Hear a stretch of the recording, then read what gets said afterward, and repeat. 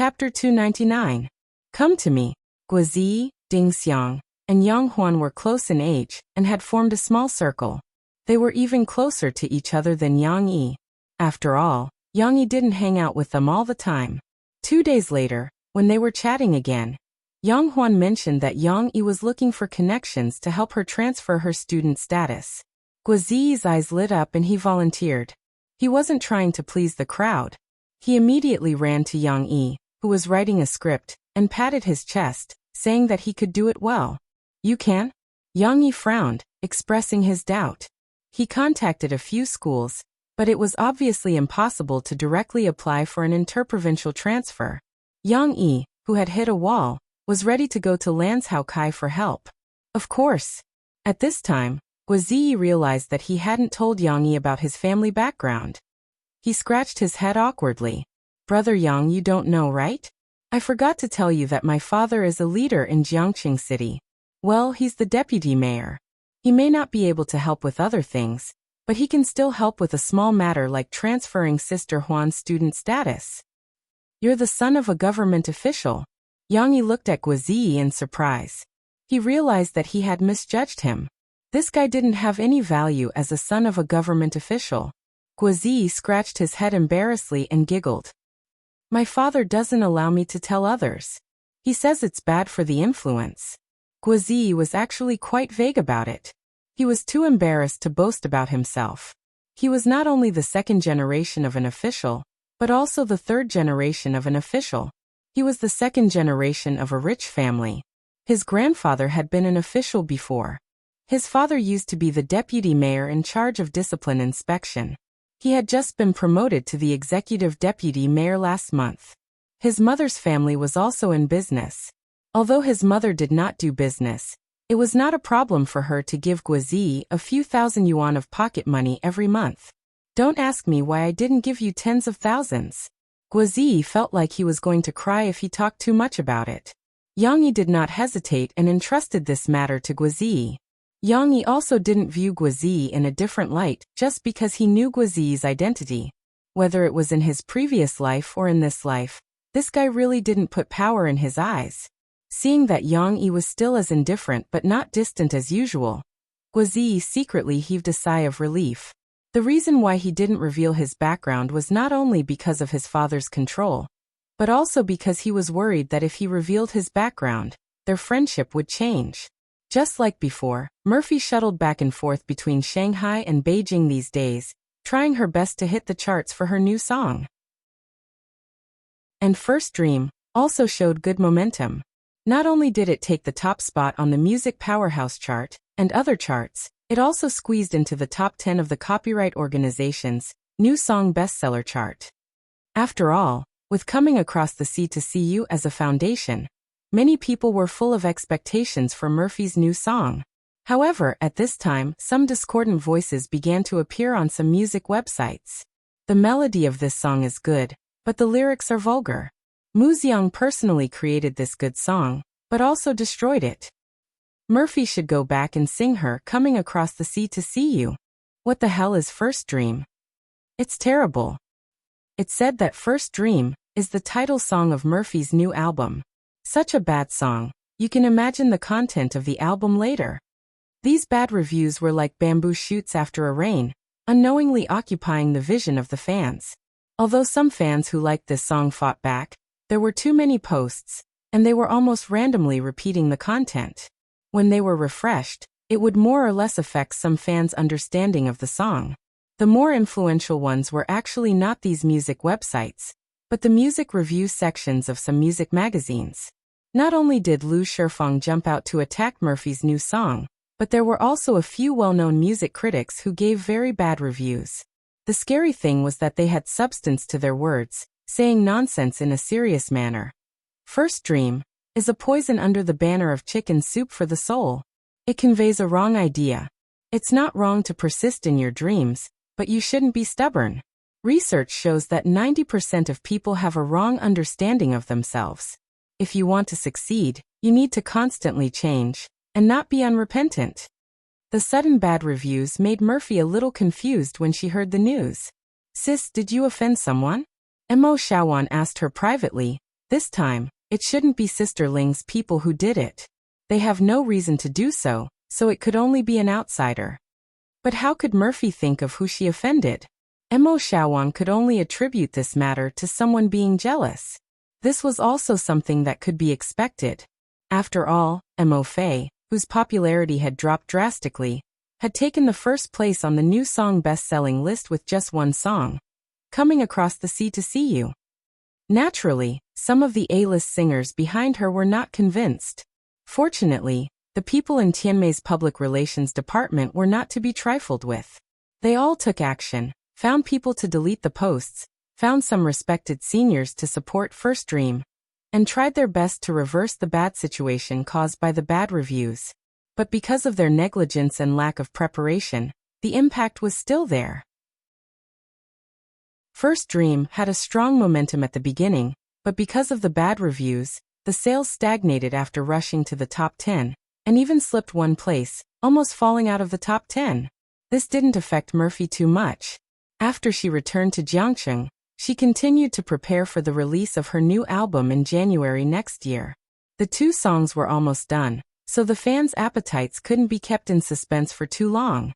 In Yangcheng, Fu Jun, who had already started the first round of financing, suffered a setback. At the beginning, the financing signal from Sahara attracted a lot of attention. In addition to the big boss of Golden Age Records in Harbor City, Chairman Cui, there were also many investment banks eyeing him covetously. However, they were shocked by the price tag that Fu Jun put out. The first round of financing offered 6% shares, and Fu Jun gave them an expected value of 200 million. Although there was room for negotiation, some investment bank managers felt that Fu Jun was toying with them. 200 million for 6% shares. Do you think your company is a gold nugget? Why don't you go rob a bank? A grumpy manager's face changed directly. Of course, most of the managers still forced a smile and continued to negotiate with Fu Jun. But even if Fu Jun reduced it to 150 million, they still couldn't accept it. How much is your company worth? You want to sell 6% shares for so much? We can only offer 40 million. However, 40 million was too little. Even Fu Jun himself couldn't accept it, let alone Yang Yi's previous standard. After all, it was a wishful-thinking investment bank. Seeing that they couldn't reach an agreement, they left their business cards and temporarily shelved the project. They thought it through very thoroughly. As long as they weren't in a hurry, Fu Jun would compromise one day. Because now, Sahara Online's competitors had appeared. Fu Jun also received a tip-off from the company. Shopping websites such as Rui Shopping Network and Lixiang Online Department Store had appeared on the internet. Although their scale was still very small, and the traffic was far less than the Sahara Online Mall that had accumulated a group of loyal users, it was undeniable that online shopping was no longer the exclusive business of the Sahara Online Mall. Fu Jun, like the people in the investment bank, began to panic. At this time, Lance Haokai, who wasn't approached by Yang Yi, went to Yang Yi. Chapter 300. Lance Haokai invited Yang Yi out to drink tea in a private club that he had a stake in. He complained as soon as they met, "Little Yang Yi, you are too unkind. You whetted my appetite that day, and then left it unsettled. If I didn't ask someone to do a business investigation, and happened to see your name, I wouldn't have known that you have such a big business." Yang Yi froze for a moment. He knew that Lance Haokai was doing an investment investigation of internet companies, but he didn't expect his company to be on the list he got. Yang Yi didn't want Lance Haokai to know before because he was worried that he would doubt his motives. But he didn't expect the consulting company to recommend him to Lance Haokai. "It's really fate, it's wonderful." "Sahara Online Mall?" Yang Yi asked. Lance Haokai showed a surprised expression. "Sahara is also yours? Isn't that the business of a boss named Fu something?" The consulting company first asked him to invest in Sahara Online Mall, and Lance Haokai also entrusted the investment bank to negotiate with Fu Jun, but Fu Jun's price was a bit high. Lance Haokai thought that Fu Jun was playing him for a fool, so he didn't follow up. "I'm just a small shareholder in it, but if you're not referring to the Sahara Online Mall, then what are you referring to?" Yang Yi smiled awkwardly. "Micro-broadcasting," Lance Haokai said with his eyes wide open. Yang Yi really didn't expect that micro-broadcasting, a product that was still in its embryonic form, would be taken by a consulting company. It seemed that he couldn't underestimate the vision of the world's elites. Micro-broadcasting did have a certain influence now. There were tens of millions of registered users, and the actual users were about 1 million.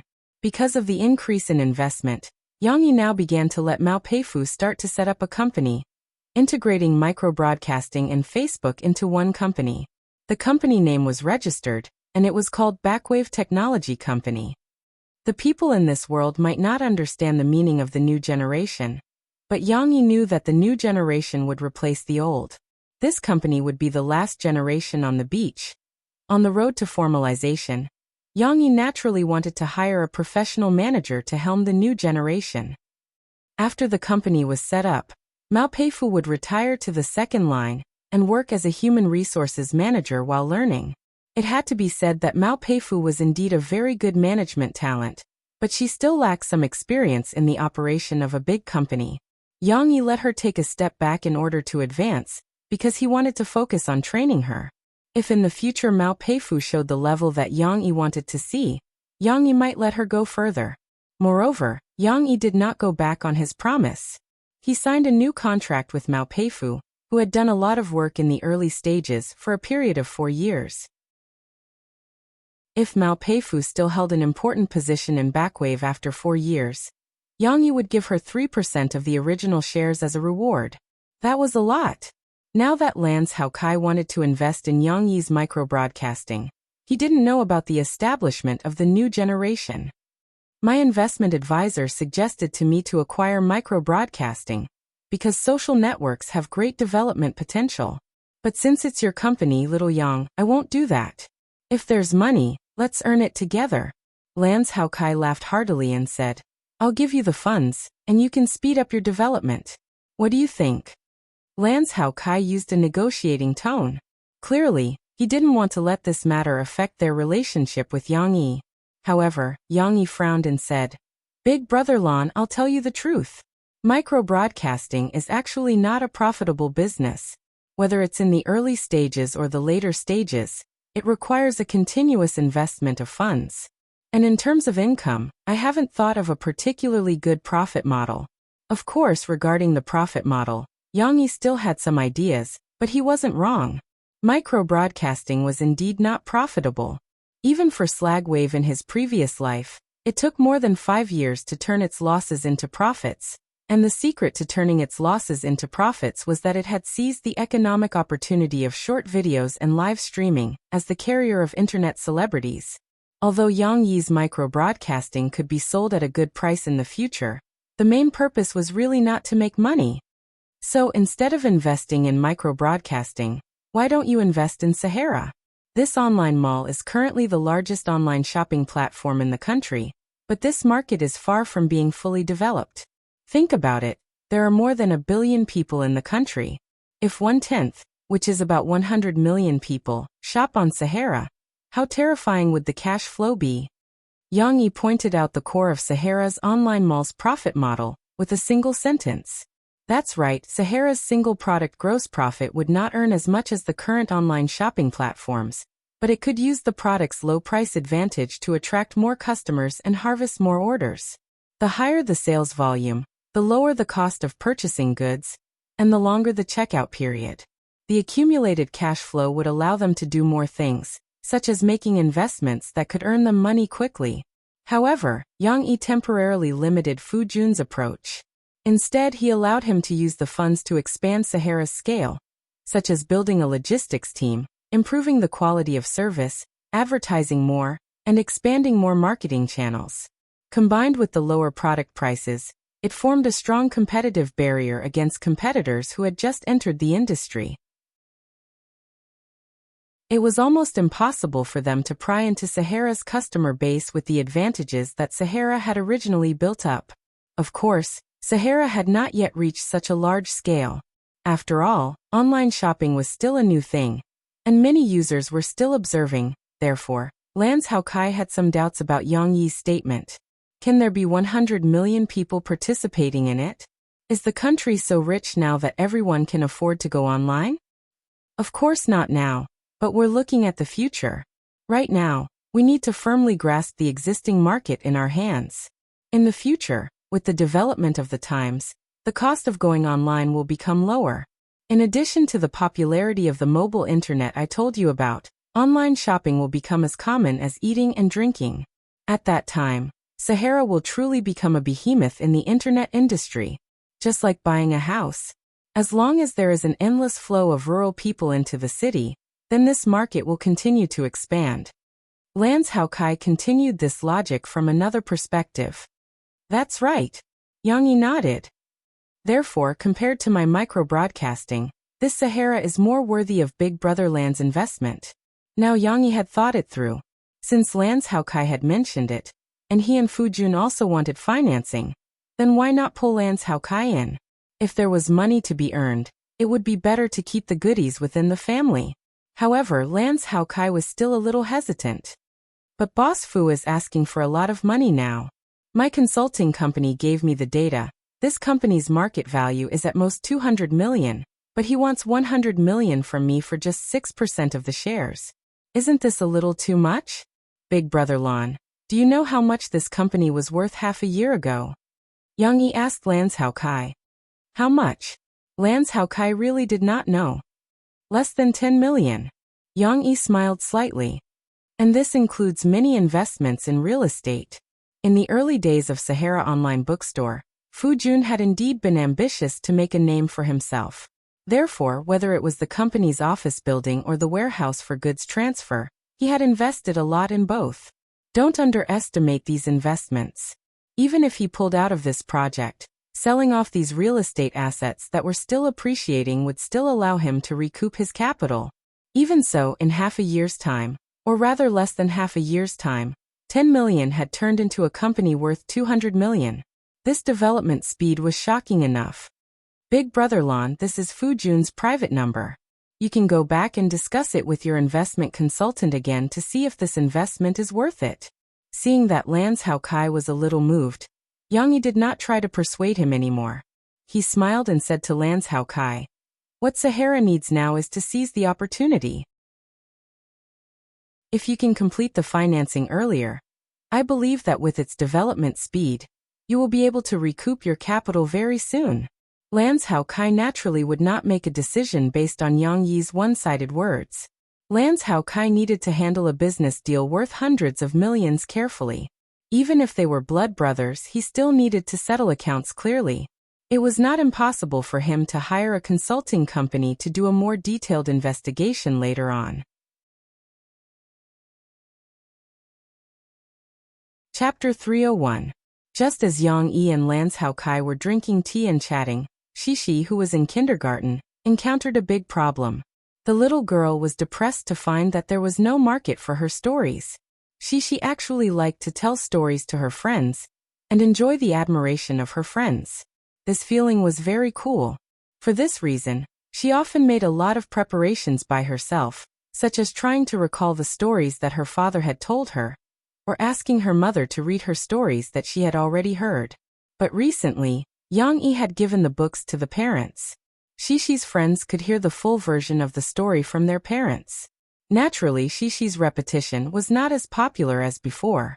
Today, when Shishi wanted to tell her friends the story of Pinocchio, Chen Shiyun shouted, "I have heard this. My mother read this story to me yesterday." Lan Xian, who had always been against Chen Shiyun, nodded in agreement. "I also remember that if he lies, his nose will grow longer." The chubby little girl giggled and gestured with her hand on her nose. "Shishi, I want to hear a new story." Young Luochi took Shishi's hand and whispered. But how could Shishi have a new story? Journey to the West was so long that she couldn't remember it. Let's wait for Shishi's father to tell us a story. Shishi's father will be here soon. Nan Zhaoyu suggested. I like Shishi's father. I want to bring him my favorite chocolate. My father bought it for me abroad. Lan Xian said happily. I can dance. Can I dance for Shishi's father? Young Luochi asked in a low voice. Well, you all like my papa and don't like me anymore. Shishi pouted unhappily. No Shishi, I like you. Nan Zhaoyu patted Shishi's shoulder to comfort her. However, Shishi nimbly dodged and giggled. Xiaoyu, you can't touch girls. Huh? Nan Xiaoyu was dumbfounded. That's how my little aunt defeated Uncle Gua. Shishi excitedly told the story of that day. In her vivid description, Guazi was like a villain who was thrown to the ground by Yang Huan. Yang Huan then gave Guazi a left hook and a right hook to beat Guazi up. The image of a super powerful heroine appeared spontaneously. Wow. Shishi, is your auntie really that amazing? Even Nan Xiaoyu, who had been feeling a little wronged earlier, was dumbfounded. Chen Shiyun looked at her with admiration. Shishi, I want to learn how to fight from your auntie. Even my father isn't as good as her. Chen Shiyun didn't know how she came to such a conclusion, but she was a heroine after all. Chen Shiyun also wanted to be such a powerful character. You can't fight. My mother said that we can't fight. Young Luoqi was a little anxious to persuade her. Yes. My auntie also said that we can't fight.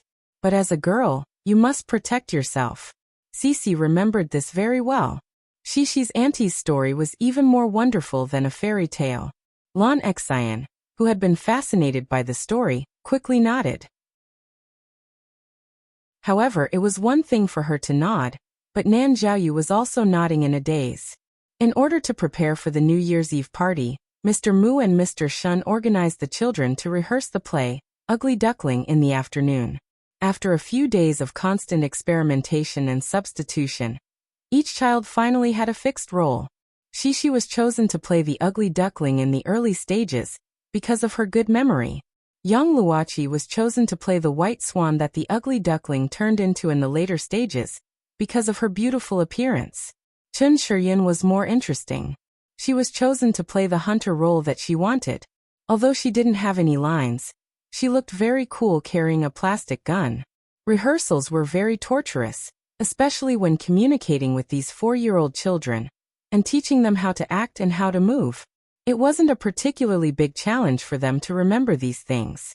The big challenge was that every time they rehearsed, the children sitting around who didn't have any lines for the time being would laugh and twist around.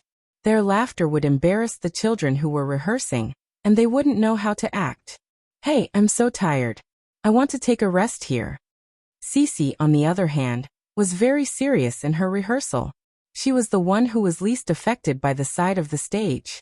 She tried her best to run over and squatted down beside a few children who were holding up grass signs while reciting her lines.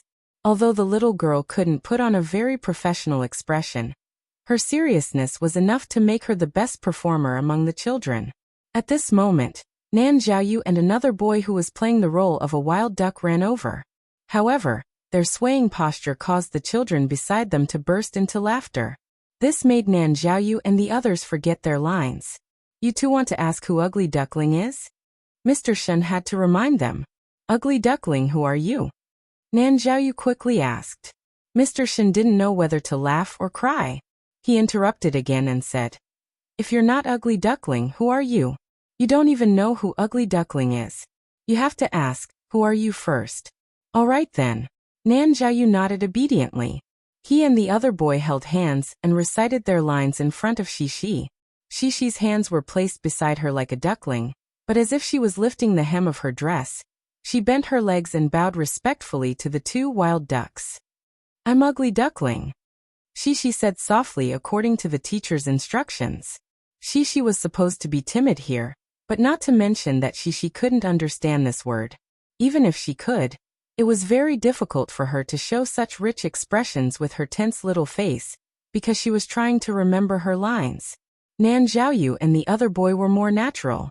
They giggled and said, You're Ugly Duckling. However, their lines were wrong. Mr. Shun had to correct them again. You should say, Wow, you're really Ugly Duckling. You're really ugly. Really, these little guys memorized the first line and forgot the next one. If they all had Shishi's memory, the teachers wouldn't have to worry about it. There was still more than half a month before December ended. The stage play was still in a mess now. They still needed to work harder. After school, Yang Yi picked up Shishi at the gate of the kindergarten. The little girl held her father's hand excitedly and said, Papa, next time, can you ask Auntie to pick me up? Why? Yang Yi was a little confused. He knew that his daughter liked to play with the lively and cheerful young Huan, but he didn't expect her to be so clingy. Because my friends all want to see my auntie. The little girl counted with her fingers. Xi and Air, Chi-Chi, and Chun Shiryan want to practice kung fu with auntie. Yang Yi rubbed Shishi's little head, not knowing whether to laugh or cry. Did you say how awesome your auntie is in kindergarten again? Shishi giggled. At this moment, Yang Yi came over with her mother, Wu Yu. Wu Yu held back her laughter and said, Yang Yi, Chi-Chi wants to tell you something. Chapter 302. When she saw young Luoqi, Shishi seemed to think of something. She smiled happily, took her father's hand, and jumped and cried, Papa, I know what Chi-Chi is going to say. Wu Yu stopped her with a smile. Shishi, don't say it first. Let Chi-Chi do it. She also explained to Yang Yi, I just want her to have some courage. This child's character is too weak. Yang Yi smiled understandingly. He looked at young Luoqi, who was hiding behind her mother shyly. She was always so shy when she greeted him and Shishi. She looked so much like Shishi before she went to kindergarten. However, Shishi was not so introverted. She was just afraid of strangers. Therefore, after the training in kindergarten, the little girl was much bolder now. In order not to make young Luoqi nervous, Yang Yi squatted down and looked at her with a smile. Under Wu Yu's encouragement, young Luoqi mustered up her courage, walked up, and said softly, Uncle Yang Yi, can I come to your house to play on the weekend? Yang Yi was stunned. He thought the little girl was going to say something. He smiled and said, Of course, I don't have any plans this weekend. You can come over and play with Shishi. Hee Chi-Chi, I told you my papa would agree. Shishi ran up happily and took young Luoqi's hand. The two girls laughed happily. Wu Yu then explained to Yang Yi that there was an English level exam this Saturday. Yang Guo was arranged to invigilate the exam, and Wu Yu had to go to school on the weekend. Wu Yu had signed up for an adult college, so neither of them had time to take care of young Luoqi. Young Luoqi had been saying, Xi and Air often goes to Shishi's house to play. She looked forward to going to Yang Yi's house, so Wu Yu wanted to ask Yang Yi to take care of her daughter. Unlike Lan Xian, who often stayed at home all day, young Luoqi only came to play for half a day. After invigilating the exam, Yang Guo would pick up her daughter. No problem. Shishi is a little bored on the weekend. I'm happy to have friends of the same age to play with her, Yang Yi said with a smile. When they got home, Shishi didn't go upstairs. After Yang Yi stopped the car, she couldn't wait to find Yang Huan in the back. The little girl in the down jacket looked bulging, but her long legs were still very fast. In the blink of an eye, Yang Yi could no longer see his daughter's figure. Yang Huan was also wearing a coffee shop uniform, talking and laughing with Ding Xiang at the bar counter. After coaxing and pestering, Yang Huan finally made Yang Yi compromise. She got the same uniform as Ding Xiang and started to become a coffee shop girl. She and Ding Xiang had complementary personalities. Ding Xiang liked to work hard and make coffee and cakes, while Yang Huan did not have the patience to grind coffee beans slowly.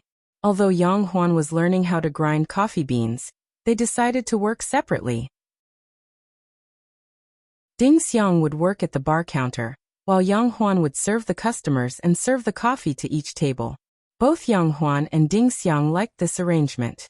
Of course, they didn't have much to do most of the time, so Yang Huan would chat with Ding Xiang and pretend to study, asking Ding Xiang to teach her.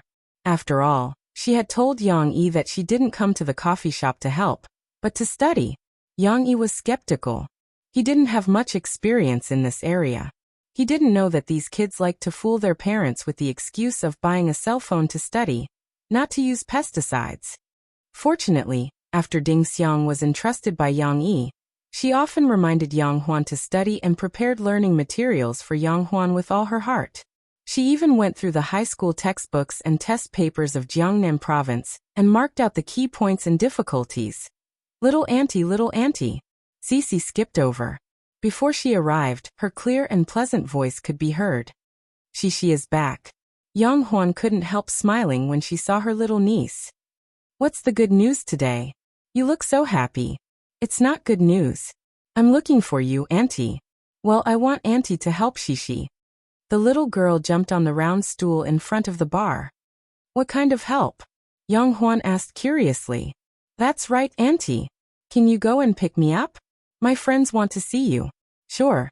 But Shishi, you have to tell me first. Why do your friends want to see me? Young Hwan found it interesting. Because I told them that my auntie is the coolest. Shishi raised her little head and said proudly. Cool. Young Hwan thought it was a good word. She smiled proudly and gave Shishi a thumbs up. Good, good. You have good taste. At this time, Yang Yi came into the shop. He looked around and saw Du Yuanlei, who was waiting for him in the shop. He took the script and a USB flash drive in a brown paper bag from the bar. Yang Yi had been busy for a few days. He had written the script of the short movie. Because he wanted to expand the MV into a short movie of more than 10 minutes, he added some content and some dialogue. Of course, it was based on the original plot structure. Du Yuanlei had a class in the afternoon, so she had to come to pick up the script now. Yang Yi didn't send her an email directly because he had some details to tell her. Du Yuanlei looked a little strange. After Yang Yi finished, she took the script and said to him in a low voice, Mr. Yang, you are Mu Xiang, right? You know? Yang Yi looked at her in surprise. Yang Yi wasn't surprised that Du Yuanlei saw through his identity. In fact, he felt that Du Yuanlei's reaction was too slow. If Du Yuanlei were to open the script in the craft paper bag, she would definitely discover that the writer of Fairy Tale was Mu Xiang. Yang Yi was the scriptwriter, but Mu Xiang was obviously more famous in the industry. Yang Yi still hoped that the short movie could attract more people for micro-broadcasting. Du Yuanlei had her reasons for being slow. After all, she wanted to be a good director, so she didn't pay much attention to the news of the music industry. Moreover, Mu Xiang wasn't a singer, so he wasn't as famous. Didn't Guozi sing your song before? At the freshman party. Du Yuanlei said with a wry smile. Later, 1 or 2 record companies saw the CD we made at the party. They came to me and asked for your contact information. Du Yuanlei didn't have Mu Xiang's contact information. At that time, she didn't want to look for Guozi. Plus, she had been preparing for her own movie. She was so upset that she just sent those people away. After listening to your fairy tale, I remembered it when I went back, Du Yuanlei said. Yang Yi nodded slightly. He didn't care too much and said with a smile, Since you know, then continue to keep it a secret for me in the future. I don't have any plans to debut.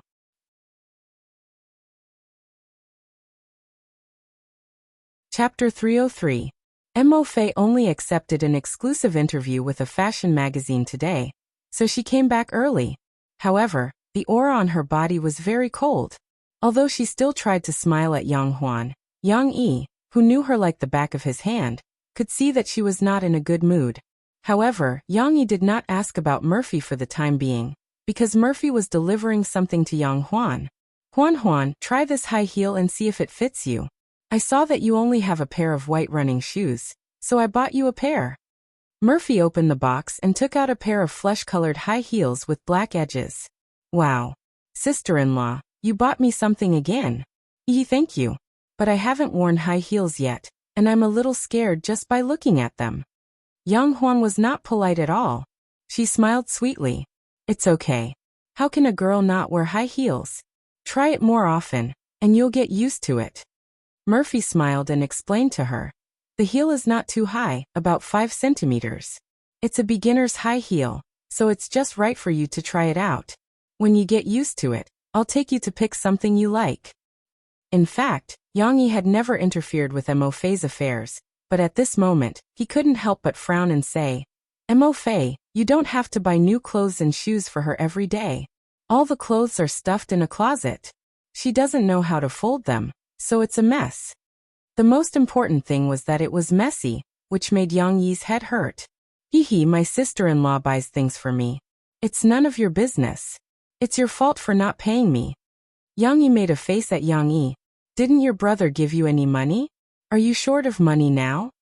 Murphy immediately took out her long wallet, took out a stack of 100 yuan notes, and stuffed it into Yang Hwan's hand. However, Yang Hwan was too embarrassed to take it. She quickly pushed it back. Hey, sister-in-law, I was just joking with my brother. He gives me pocket money. How can I take your money? It's okay. Your brother is your brother. This is from sister-in-law. Take it and buy whatever you like. Murphy pushed her again. She didn't know how to deal with the relationship between her and her sister-in-law. She only cared about using money. You really can't take it, sister-in-law. If my father knew that I asked you for so much money, he would definitely beat me to death. Yang Huan jumped back and stuck out her tongue in embarrassment. What she didn't know was that the clothes Murphy had bought for her in the past few days, no, just the pair of high heels today, were worth more than this stack of bills. After all, it was something Murphy had bought. How could it be something from a street stall? Yang Yi didn't expose her. He smiled and advised, "All right, stop fighting. I'll still give her pocket money. Don't worry, Murphy." Murphy had to give up, but when she put away the money, she saw Shishi's sparkling eyes. What's wrong? Why do you look so sad? Fei blinked her eyes. The little girl pouted and said sadly, Because you all have money. I'm the only one who doesn't." Shishi was growing up. Although she hadn't spent money before, she knew the use of money. She didn't care much about money at first. After all, her father would buy her whatever she wanted. However, now that she saw that even her aunt had money, the little girl began to feel that it was unfair. Shishi, you also need money? What do you need money for? Yang Huan asked with a smile as she tried to walk in her high heels. Murphy couldn't bear to see Yang Huan striding like a tough girl. She quickly went up to her and held her hand to teach her. Slow down. That's not how you walk in high heels. Don't always exert strength on this leg. It's like one leg is longer than the other. If you keep exerting strength on this leg, it will become heavier and heavier. 2 steps. 2 steps. Don't control it. Relax. Go. At this time, Shishi thought hard for a long time but still couldn't figure out what she needed money for. She sighed like an adult and said, "Oh, I don't know what to do with it. But I want it." Yang Yi smiled and said, "It's okay. I'll give you pocket money in the future, and then I'll buy you a piggy bank. You can put the money in there when you want to use it for something. It'll come in handy when you want to use it for something." Really? The little girl was surprised. Really? I'll never lie to you. Yang Yi said softly, "I'll give you 10 yuan a day as pocket money. If you save it for a year, you'll have more than 3,000 yuan. When Shishi is 10 years old, Shishi, you'll be rich too." Shishi had no concept of numbers. She just thought it was fun and jumped up and down happily. Before going to bed at night, the little girl still couldn't forget about the piggy bank. Yang Yi's description of it made her forget about the cold shoulder when she was telling stories in kindergarten. She gradually fell asleep with the sweet imagination of the pink piggy in mind. After Shishi fell asleep, Yang Yi was also playing on the computer in her bedroom. Finally, Yang Yi had time to care about Murphy's work. "You're in a bad mood today. Is it because of something at work?" Yang Yi asked softly as he massaged Murphy's shoulders in her warm pajamas. His big hand gently rubbed her delicate collarbone. "It's not about work. A music critic said in a magazine that First Dream is teaching bad people," Murphy said sadly to Yang Yi. After roughly understanding the current situation of First Dream, Yang Yi frowned slightly. "I think you wrote this song very well. It's because you have to stick to your dreams that you can become the person you want to be. If you keep compromising, how can you succeed?" "How can they say that?" Fei asked seriously. She was a little naive. How can they say that? This situation is similar to the last time. Your comeback album was also scolded badly. Could it be that Sister Ling is suppressing you? Yang Yi asked. Shawan said it shouldn't be. Sister Ling is very supportive of my album now. The people in the company are helping me deal with this matter. Murphy was a little puzzled. Then it's possible that other people are jealous and slandering you. His judgment was similar to Mo Xiaojuan's. Yang Yi kissed her smooth face and comforted. You don't have to take these criticisms to heart. As you said, your agency will handle the public relations matters. You just need to make the album well. When the time comes, the quality and results of the album will be there. No one can say anything about you. Murphy nodded seriously. I have confidence in you. Haha, you should have confidence in yourself. Your singing, Murphy, is the best in the entertainment industry. Yang Yi praised. You only know how to coax me, Murphy said angrily, but her heart was sweet. Right, let me tell you. Do you still remember that Zhu Jie you rejected? I don't know where he got a song, but he's going to release a new single soon, Murphy said to Yang Yi. And Yang Yi was a little absent-minded. Although the company said that he wrote the song himself, I don't think it's possible. He might have made a deal with other songwriters. As Murphy said this, she suddenly cried out. She blushed and pulled Yang Yi's big hand out of her collar. What are you doing? Are you going to do something bad again? The fire in Yang Yi's eyes actually touched her heart, but it wasn't appropriate. She blushed and rebuked. Your sister is next door. If I make a sound, how can I face her tomorrow?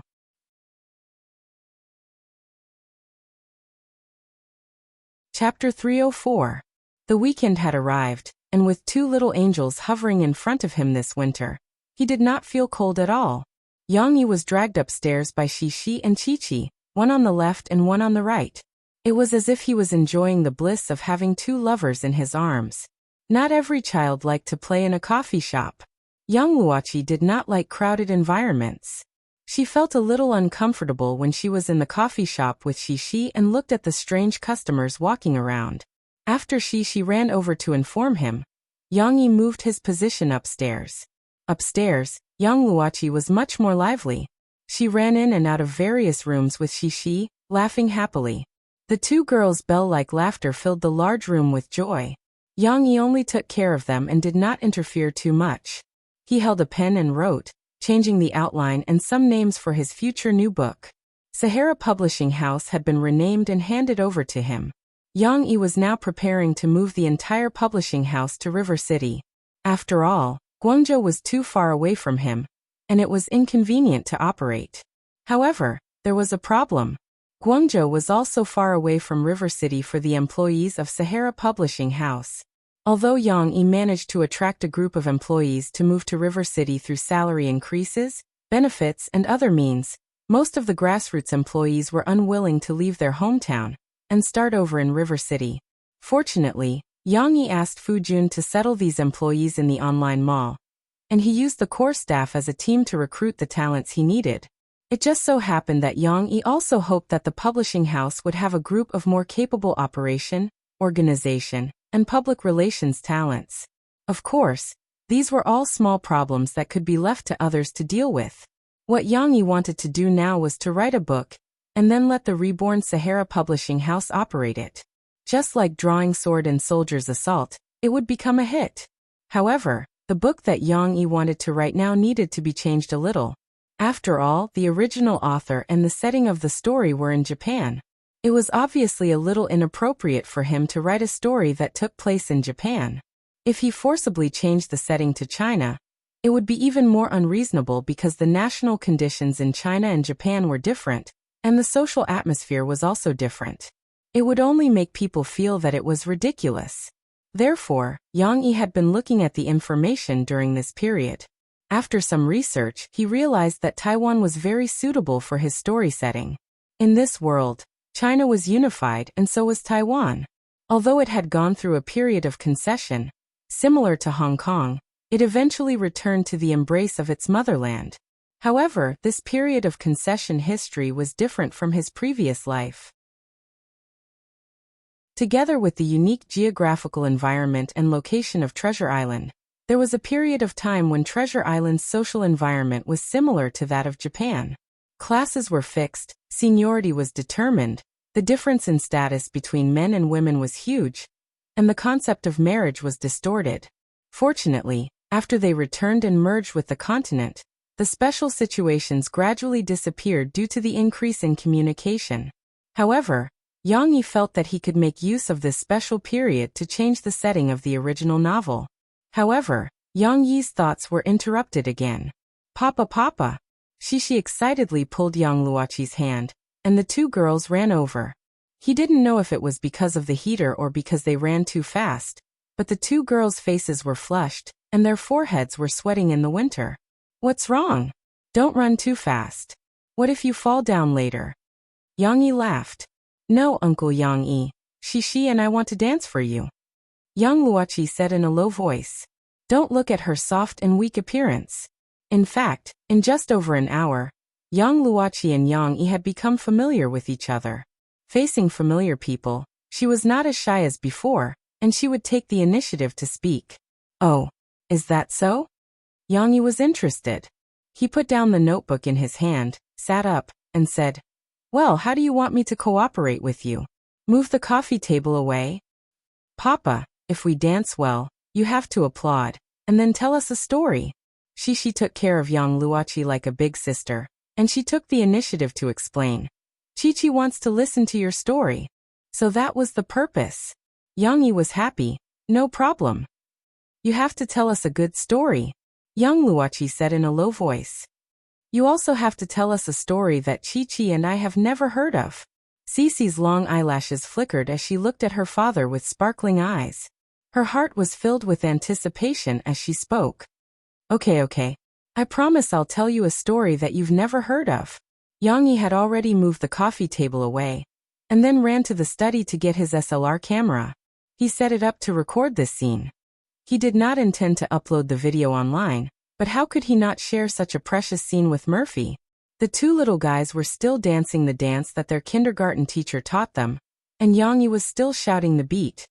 1 2 3 4 2 2 3 4 3 2 3 4. The two little girls danced at the same time. Yang Luoqi really had a foundation in dancing. She danced very naturally, and her movements were even more coordinated. It was just that Chi, who danced, did not smile, and the expression on her little face was very serious. Her vigor made Yang Yi respect her.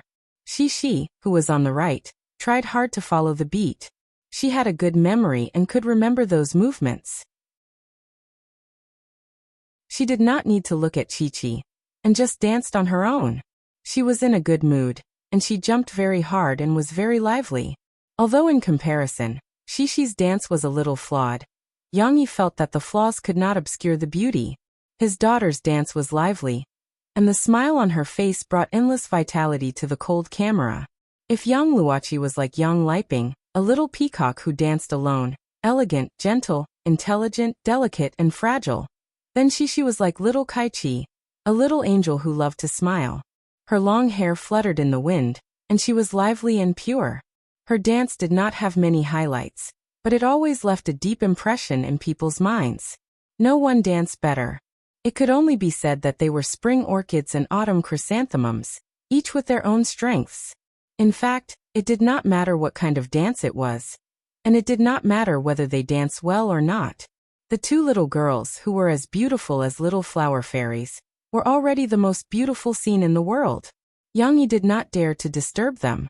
He only waited for them to finish dancing before he stopped recording, turned off the SLR camera, and then applauded hard. "Good, very good, très bien." He was so excited that Yang Yi could not help but blurt out a sentence in French. After the dance, the two little girls were a little out of breath. Being praised by Yang Yi, not only she was beaming with joy, but Yang Luoqi also smiled shyly. "Papa, can you tell us a story?" Although it was Yang Luoqi's wish, she was also looking forward to her father's story. "Of course. Wait a minute, drink some water and take a breather. I'll go get the sketch paper and tell you a story." Yang Yi smiled and poured water for them, but when he turned around, he saw the two little girls holding hands and jumping around. They were really energetic children. After a while, the two little girls sat in a row on the sofa and looked at Yang Yi expectantly. "What do you think this is?" Yang Yi drew an animal on the sketch paper. "I know. This is an elephant." She was the first to raise her hand. "But elephants do not have hair, and their teeth are not curved." Yang Luoqi said weakly. "That's right." She also tilted her little head in confusion. "Haha, this is indeed an elephant, but it is not the kind of elephant we usually see in the zoo. This is called a woolly elephant." Yang Yi pointed at his drawing and said, "Today we are going to tell the story of this woolly elephant, Manny."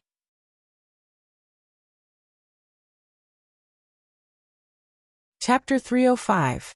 While Yang Yi was telling the story of Ice Age 1 to the two girls, Zhu Jie was recording a program called Fast Music, in Yangqing City. His routine was similar to Murphy's, but this time, he became the main character. With Zhu Jie's lively personality, He had a good performance in variety shows. He had a lot of fun in programs such as playing ping pong, and you draw, I guess. His appearance rate was extremely high, leaving a deep impression on the two hosts, Chun Hang and Lu Xinqi. I heard that this time, Zhu Jie, you brought us your new song, right? Finally, when it came to the main topic, Chun Hang asked with a smile. That's right, it's a very sad song.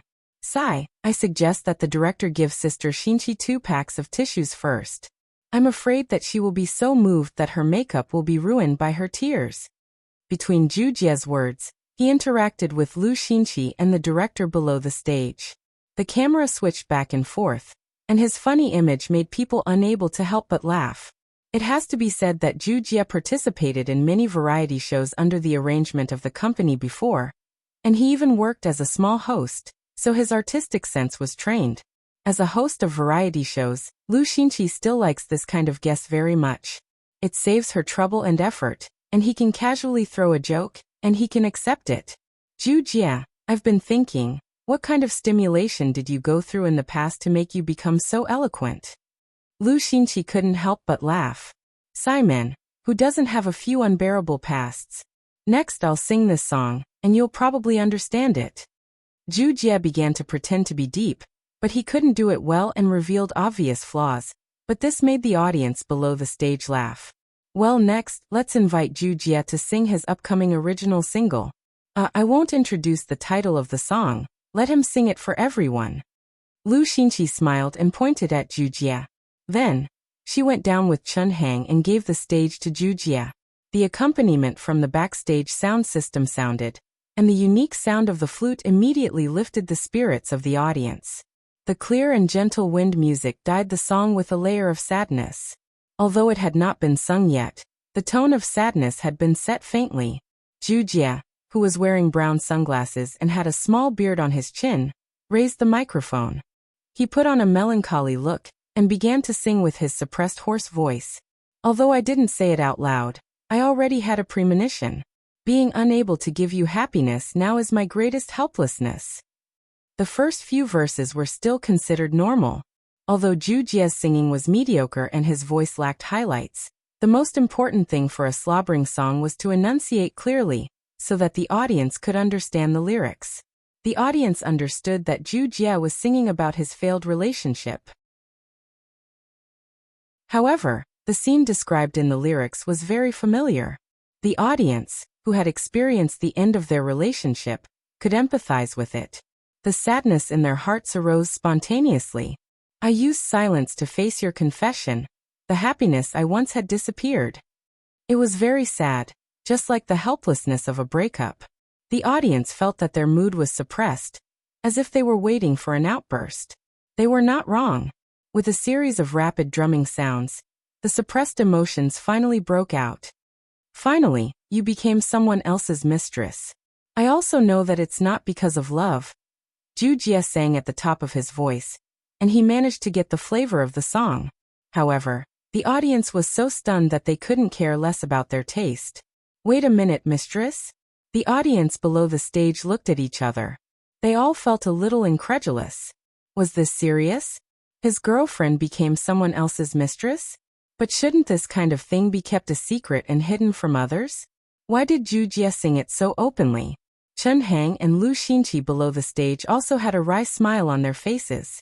The expression of the audience's black question marks was exactly the same as their reaction when they first got the song. However, the director next to him was excited. He felt that once this song came out, it would definitely cause a lot of topics. Whether it was praise or criticism, these firepower would be concentrated on Zhu Jie, but the popularity would be shared with music fast. Finally, you became someone else's mistress. From now on, I'm no longer your harbor. When you snuggle in his arms, have you forgotten the love I once gave you? Zhu Jie on the stage was still singing with an intoxicated face. His left hand clenched into a fist and covered his chest. His sad appearance made some female audience members feel distressed for him. This feeling was very subtle. They should have been disgusted with this song, but because of Zhu Jie's somewhat handsome appearance and the sadness of being hurt by love, these female audience members' maternal instincts were stimulated instead. They really wanted to hug him and comfort him. After the song was finished, the audience was silent. Everyone was so shocked that they forgot to applaud. Cough. I think that those who are not applauding now are the audience who understand me. They are the audience who understand this song. They are the kind audience who are not willing to hurt me. Right? Zhu Jie did not wait for the host to come up, and began to resolve the awkwardness himself. These words made the audience below the stage laugh one after another, and then they all clapped one after another. Thank you, Zhu Jie, for giving our audience such a high evaluation. And thank you for the new song you brought. Sure enough, the song is like its name, Mistress. Chun Hang said and could not help but want to laugh. This is really a special song. Chun Hang is right. It's very special. It's the most special song I've ever heard in my life. I want to ask Zhu Jie, did you really write this song? Lu Xinqi asked the question that many people wanted to ask. Of course, I'm not questioning the copyright of this song. I just think that it should be difficult for a man to make these things public, right? Although Zhu Jie did not want to admit it, he still followed Du Luan's request and smiled awkwardly. I wrote it. It's just my feelings. He could not say it out loud. There was a sense of mystery that could attract more attention. Then let's ask a very gossipy question. Your mistress, was it written about another singer in your company? Lu Xinqi asked. Ah. Zhu Jie asked in surprise. Who? Is there a lot? Zhu Jie's answer made the audience unable to help but let their imagination run wild. It was indeed a little too much, with his wealth and background. The girls in Tianmei who had yet to debut or who were not famous after debuting naturally favored him. Zhu Jie was also at a young and frivolous age, so naturally, he had a few relationships with these girls who sent themselves to his door. But whether he was serious or not, these relationships did not last long. It's Murphy who was exposed by the media before. Lu Xinqi laughed. Today they were going to dig up the news to the end. Zhu Jie was not prepared for this question. Thinking that Murphy was now very popular in the company, he honestly said, of course it was not written for Sister Murphy. The previous report was wrong. The company has clarified that it was a malicious hype by some unscrupulous media. The director and Du Luan, who were in the audience, looked disappointed after hearing that. After the program recording, Du Luan closed the door of the fitting room and began to complain. Jie, why did you deny the matter between you and Murphy to others? Because it was not the case in the first place. That hype was not your idea before, have you forgotten? Zhu Jie said matter-of-factly. And now that Sister Murphy is so popular, if I continue to cause trouble for her, my aunt will kill me, Du Luan said resentfully. Then you don't have to clarify it directly. Now that Murphy is so popular, you can be a little vague and let the media guess. Then you can use her popularity, right? Let me tell you, if you use her, you will really become popular. It doesn't matter even if you clarify it at that time. Oh. AI, that's right. Why didn't I think of that? Zhu Jie patted his head and looked annoyed. Forget it. Since you've already said it, we can't let the program crew re-record it. Let's see how your performance is after the release of this single. Du Luan sighed.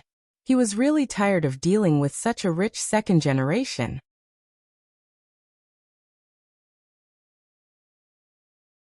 Chapter 306. Unaware that his song had almost caused another scandal in the entertainment industry, Yang Yi was still telling the kids the story of Ice Age. At this moment, he was telling the story of Sid the ghost sloth being forced by the fierce Manny to check the diapers of human children. Ouch! Oh my god! Ouch! Oh my god! It stinks! Yang Yi imitated Sid's actions and raised his head, not daring to look. He had a look of disgust. Haha! Haha! Shi and Yang Luoqi were both amused by his appearance and couldn't stop laughing. Papa stinks! Yang Luoqi couldn't help but laugh. Stinks! Stinks! Shi also joined in the fun. Seeing how happy the two kids were, Yang Yi, who had been teased, smiled. He was a little reluctant to return Yang Luoqi to Yang Gua. Just as Yang Yi was telling the story vividly, Guazi arrived at the coffee shop. As soon as he arrived, he called out eagerly, Sister Huan, Sister Huan. If someone else had called her that, Yang Huan might have suspected that he was up to something. However, Guozi was a guy with a big mouth. Obviously, he didn't have the guts to like a kung fu girl who would knock him down if he didn't like her. Of course, it wasn't that he didn't have any ulterior motives.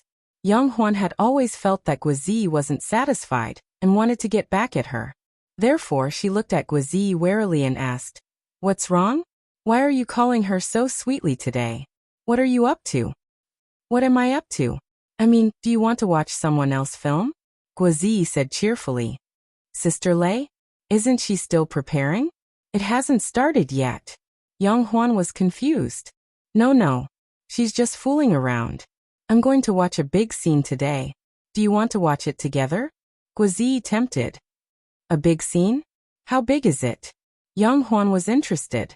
She loved to join in the fun. "As big as you want." Guozi spread out his hands and said generously. "But I have to help Sister Ding Xiang. There's work here." Young Huan wanted to go, but she hesitated. Ding Xiang happened to pass by. She smiled and said, "It's okay, Huan. You go and have fun. I'll take care of the coffee shop." "No, how can I leave Sister Ding Xiang behind? Anyway, the weather is quite cold and there aren't many guests. Why don't you come with me? I'll talk to my elder brother about it. I'm sure he'll agree." Young Huan rolled his eyes and said. Ding Xiang shook her head. "I'm not interested in acting. If I have time, I'd rather read more books. The final exam is coming soon. Go ahead, don't worry about me." Young Huan didn't say anything more. She packed up excitedly and went out with Guozi. She even went upstairs to change into casual sportswear and her white shoes. Yang Yi, who was telling stories to the two girls, thought she was having fun on campus. He didn't pay much attention to her.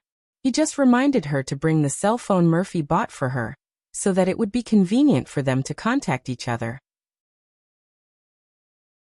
However, Guozi took her to a taxi and drove all the way out of Jiangqing Media University and Tingshan District. "Where are we going?" Young Huan was confused. "To the army." Guozi turned around from the front passenger seat excitedly. "I have a friend who is filming in the army camp. Let's go and visit her. Don't worry, I've arranged everything." Sure enough, only Soldiers Assault, which was shooting in the army camp of Jiangnan, could have such a big scene. Guozi spent a lot of effort to trick Young Huan into coming out just to show off his connections. "Look, I know the male lead of this movie." Even if he couldn't change the way he called Young Huan Sister Huan, Guozi wanted Young Huan to look at him with admiration. When they arrived at the army camp of Jiangnan, the taxi couldn't get in. Guozi and Young Huan got out of the car at the gate of the army camp. He called Geng Sha. After a while, Geng Sha's honest face appeared at the door of the waiting room. "Mr. Guo." His cheerful voice was still the same as it was a few months ago. Even though he was now the male lead, he didn't put on airs. "Geng Sha." Guozi hugged him happily and introduced. "Geng Sha, this is Young Huan. Young Huan, this is Geng Sha, the male lead of this movie." "Hey, Mr. Guo, don't say that. I'm just one of them. Director Chen said that many actors in this movie are male leads. There's no difference." Geng Sha scratched his head. "This is your girlfriend, right?" "Young Huan, nice to meet you." No, we're just friends." Young Huan and Guozi both denied it and explained. Other than the registered communication devices of the crew, Young Huan and Guozi had handed in their phones. Geng Sha still had scenes to shoot, so he couldn't be out for too long. He took Guozi and Young Huan to the set and pulled them to his place to rest. He pulled out a bench for them to sit on and gave them water. Then he hurried back to report. After all, Geng Sha didn't have an agent yet, so he had to do everything himself. Looking at the water in his hand, Guozi suddenly thought of something. He patted his head and said in annoyance, "Oh, how could I forget? We have to bring food and drinks to visit the set. We're not giving Geng Sha face by coming here empty-handed." Of course, Geng Sha didn't care about that. Guozi just felt bad. "Why didn't you say so earlier?" Young Huan opened her eyes wide and said, "I didn't know about that." Guozi scratched his head awkwardly. He wouldn't tell Young Huan that he had been so focused on showing off in front of her that he forgot to buy anything. "Then what should we do?" Young Huan asked. "Well, I'll go to the service center in the army and see if I can buy anything." Guozi stood up. He still valued social interactions. After all, he had been taught well. Guazi walked away. He wanted Yang Huan to stay where she was. Yang Huan was also very brave. Even in such an unfamiliar environment, she still stood on her tiptoes and observed the filming of other people. The scene of filming in the army was quite spectacular. A group of soldiers who were acting as extras walked around, and there were trucks rumbling past. What made Yang Huan even more interested was that there was a tank parked nearby, but it was tied up to a train. Perhaps it was because of Yang Huan's arrival that the shooting went smoothly. Almost all of the scenes were completed in one take. After a while, a stage supervisor was already shouting through a loudspeaker to pack up and move to the set. Suddenly, the scene became chaotic. Yang Huan looked at a group of people running around. Trolleys, flatbeds, and all kinds of tools were brought to the set. Yang Huan sat on the bench in a daze. Geng Sha, who was listening to the director, stood beside Chen Fengchen and listened attentively. For a moment, he forgot about Guazi and Yang Huan. Suddenly, a stage supervisor walked over. He frowned and yelled at Yang Huan. "What are you doing? Hurry up and leave with the rest. This place is going to be cleared out soon." There were no actresses in the set. They were all men. Women could only be workers or agents of some actors. However, Yang Huan didn't look like an agent. However, the stage supervisor was also very busy. He ran away after yelling and didn't have time to talk to Yang Huan. I'm waiting for someone." Yang Huan looked at the man's back and stopped mid-sentence. Yang Huan looked around. She couldn't see Geng Sha in the tent, nor could she see Guazi's shadow.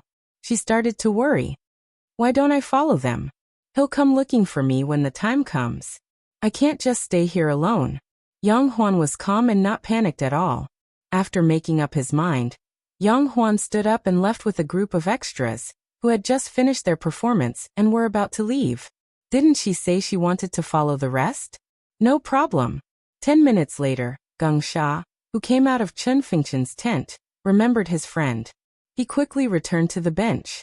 The bench was still there, but the person was gone. Just as Geng Sha was dumbfounded, a voice called out, "Geng Sha."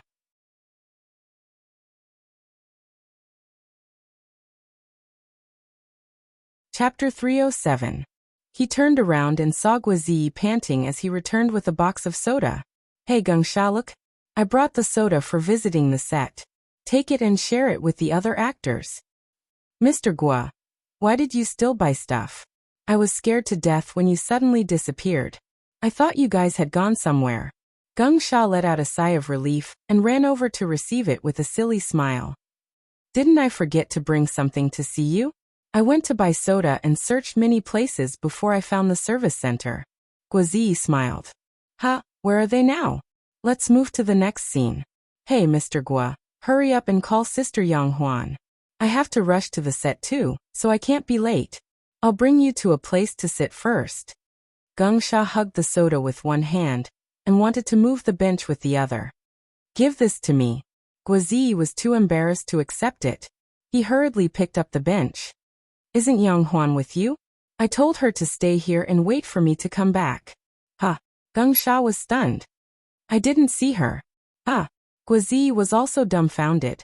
When they hurried to the next scene, Yang Huan was nowhere to be found. Guazi felt like his brain was about to explode. He had tricked Yang Huan out but lost her. How was he going to explain this to Yang Yi? So where did Yang Huan go? 10 minutes ago, Yang Huan, who had been following the extras, arrived at someone else's training field. When she saw them start training, she realized that she had followed the wrong person. Of course, someone in the team noticed that someone was following them, but they were new recruits. Although they were confused, they did not say anything. Realizing that she had made a mistake, the girl was quite calm. She did not think that going to the wrong place was something to panic about. She calmly turned around and went back the way she came. If she could go back the way she came, there wouldn't be so much trouble. The problem was that Yang Huan had a poor sense of direction, especially when she saw that the houses and roads in the military camp were all the same. As she walked, she lost her way and came to a training field. Drink.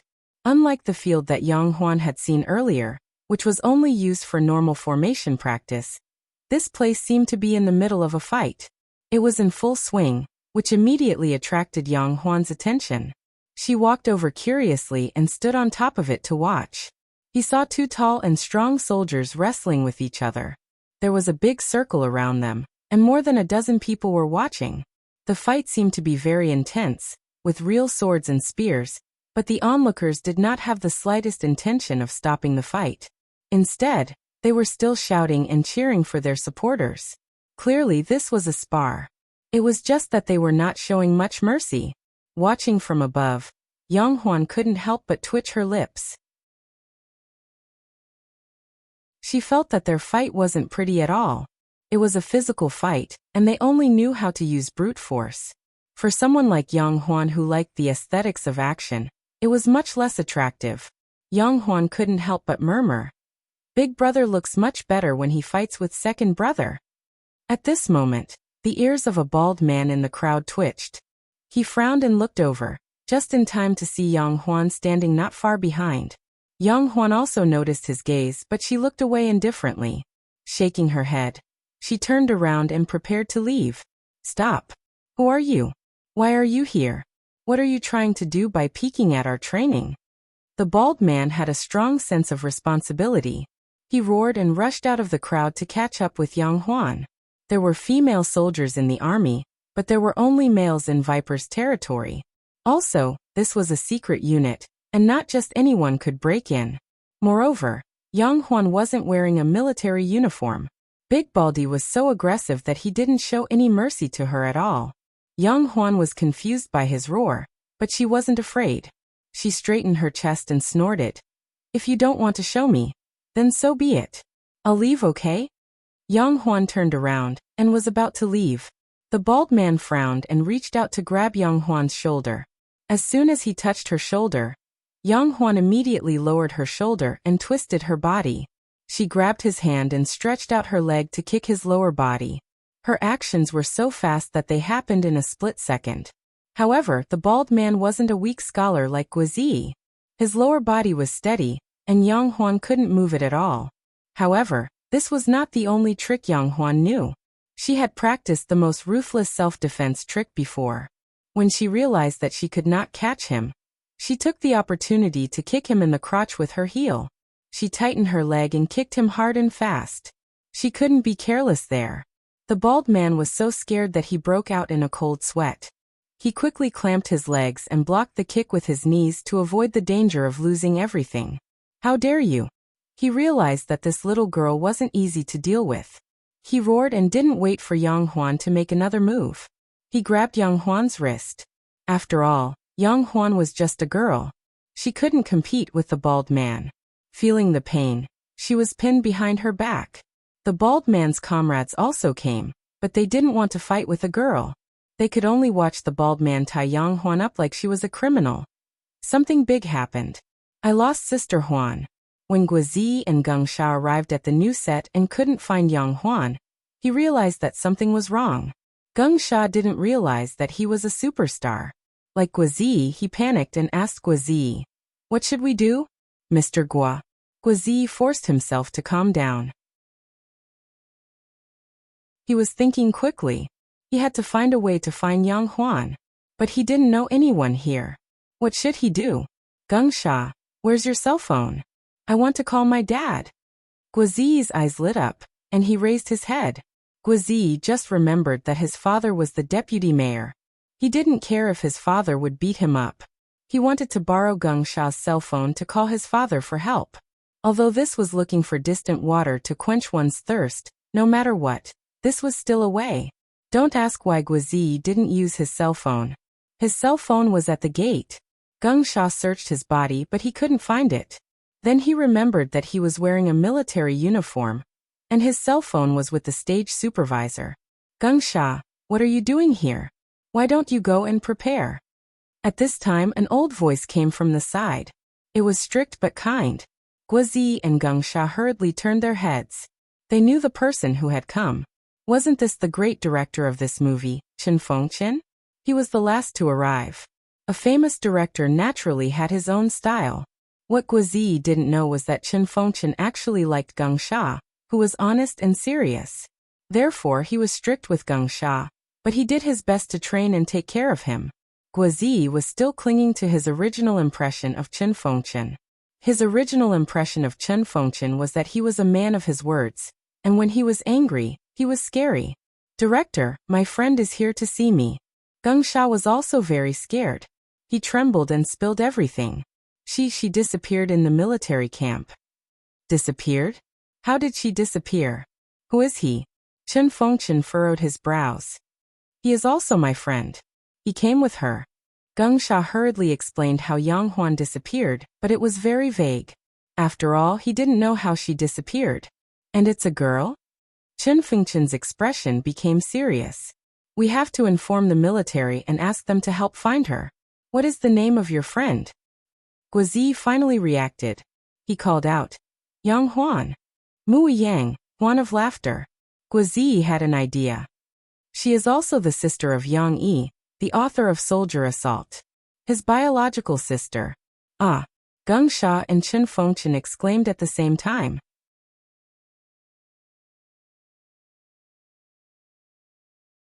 Chapter 308. Name, nationality, and where did you come from? Why did you peep at our training? Baldy tied up Yang Huan's hands. He didn't take her to the small dark room, but interrogated her in public. Of course, Baldy had been guarding against Yang Huan's feet. She was not someone to be trifled with. Yang Huan didn't want to fight again. She was just being impulsive.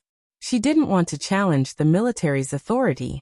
However, she was still calm. When she heard Baldy say that she was peeping, she was a little annoyed. She rolled her eyes and said, Who peeped at your training? This is a hand-to-hand fight without any skills. I learned it when I was 3 years old. What's there to peep at? Hearing that, the two soldiers who were wrestling just now scratched their heads awkwardly. Their brothers also tried to hold back their laughter. They were despised by a little girl. They had to make fun of them when they got back. Baldy was not as eloquent as Yang Huan. He was choked by Yang Huan and could not say anything for a long time. After a while he stammered, Don't quibble. If you don't tell me your name, nationality, and why you're here, I'll send you to the picket office. Yang Huan was sensible enough to stop arguing with Baldy. She sighed and said, My name is Yang Huan, born and raised in China. I came to the military because I wanted to visit the filming site. As for why I came here, I really got lost. Otherwise, I wouldn't have wanted to see you wrestling, right? The news of the soldiers' assault filming with the Jiangnan military district had long spread, so it was reasonable to say that. Baldy and his comrades looked at each other and were in a dilemma. What should we do? Sending her to the picket office was the right choice, but they felt that they would make a big deal out of it. Besides, no one had noticed that a civilian had sneaked into Viper's territory. If this spread out, they wouldn't have the face to stay in the Jiangnan military region anymore. Of course they were in the wrong. They were stationed in the military region, and there was a layer of defense outside. They were used to living a comfortable life, and their management was careless. They had to reflect on it seriously. However, this kind of problem should be solved internally. It would be embarrassing if this spread out. Why don't we send him to the picket office? Baldy felt that someone was spying on them. It was not a small problem. It would not be good to hide it. However, not everyone was as incorruptible as Baldy. Some of them felt sorry for Yang Huan, because of her beauty. Baldy suggested, Why don't we ask her to call her family? We can contact her relatives. We can also ask the security office to check the situation. If she really got lost because she came to watch the shooting, it's understandable. Let's talk to her family and ask them to do some ideological work. If there really is a problem, it doesn't matter if you send him to the picket office. That's a good idea. The others nodded in agreement. Should we tell Oldley about it? Someone asked again. Isn't DeBeo here? I'll report to Oldley later. While they were discussing, Yang Huan gradually felt that he should be in a panic. What if he was really caught by these soldiers and not released? Being surrounded by so many strong men, as a weak woman, would she encounter something terrifying? In her panic, the first person that came to Yang Huan's mind was Yang Yi. Tell them your parents' phone number and ask them to come here. Baldy Guadabeo agreed with his comrades and said to Yang Huan, My parents are not in Jiang City. Can I tell them my brother's phone number? Yang Huan said a string of numbers. It was Yang Yi's phone number. She tried to calm herself down.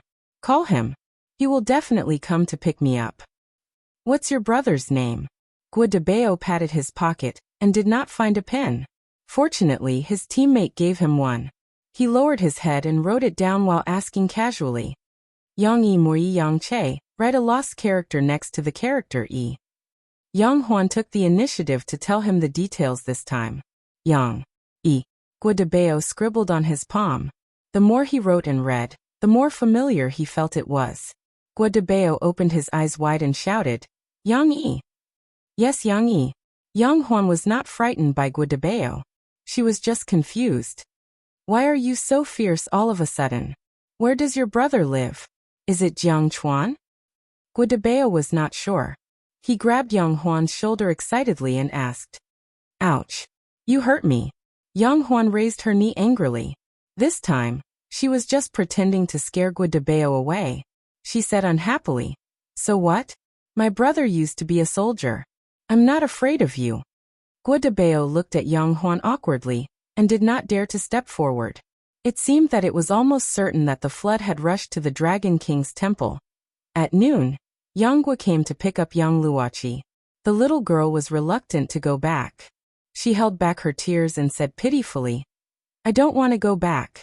I want to listen to Uncle Yang Yi's story with Xixi. Uncle Yang Guo, can you let Xixi play in our house? She likes it here a lot. Xixi was anxious to see her little friend crying. She took the initiative to plead for Yang Luoqi. Yang Guo and Yang Yi did not know whether to laugh or cry. Although Yang Yi liked Yang Luoqi a little, she was someone else's child after all. He rubbed Xixi's little head and said with a smile, It's getting late. Xixi needs to go home. Uncle Yang Yi is not very free either. He is going to pick Xixi up on the way home. But Xi and Air is also going back at night. Xixi pouted and said unhappily, I want to have lunch with Xixi. Yang Guo, why don't you and Xixi stay here for lunch? Let's leave after lunch. Maybe their mood will be better, and we can slowly work on the children's thoughts. Yang Yi pulled Yang Guo over to discuss. Yang Guo was a little hesitant, but when he saw his daughter's tear-stained face, his heart softened and he nodded. During lunch, Yang Yi excitedly took out his SLR camera. He did not have time to copy the video to the computer. He took out the small screen of the SLR camera and showed the two girls dance to Yang Guo. Xixi, you have never taken the initiative to dance for your father. Yang Guo complained to his daughter as he watched and expressed his deep jealousy. Yang Luoqi and Xixi held hands and snuggled up to each other as they giggled. But soon, Yang Guo had to leave with Yang Luoqi. This was because Yang Yi received a call from Guozi. The little fatty's voice was very sad and he was blaming himself. Brother Yang, I lost Sister Huan. Yang Yi was still a little confused when he heard this. He asked nervously and understood the situation. In fact, when Chen Fengchen found out about Yang Huan's identity, he had already informed the military to help find her. However, Guozi felt bad and worried that something might happen. He had to inform Yang Yi in time. Yang Yi was not very worried when Yang Huan went missing in the Jiangnan military region. Although he was worried about Yang Huan's whereabouts, he still calmly asked Ding Xiang to take care of Xixi while he drove steadily to the Jiangnan military region to look for his sister. The Jiangnan military region was half a home ground. Nothing should happen. There were many people he could find. Not to mention the people from the Viper unit, Old Master Qiu Weiguo, Old Master Zheng Lingwan, and even General Lu Pingjiu, who was on active duty, could help him turn the Jiangnan military region upside down. He didn't believe that he couldn't find Yang Huan. However, on the way he received a call.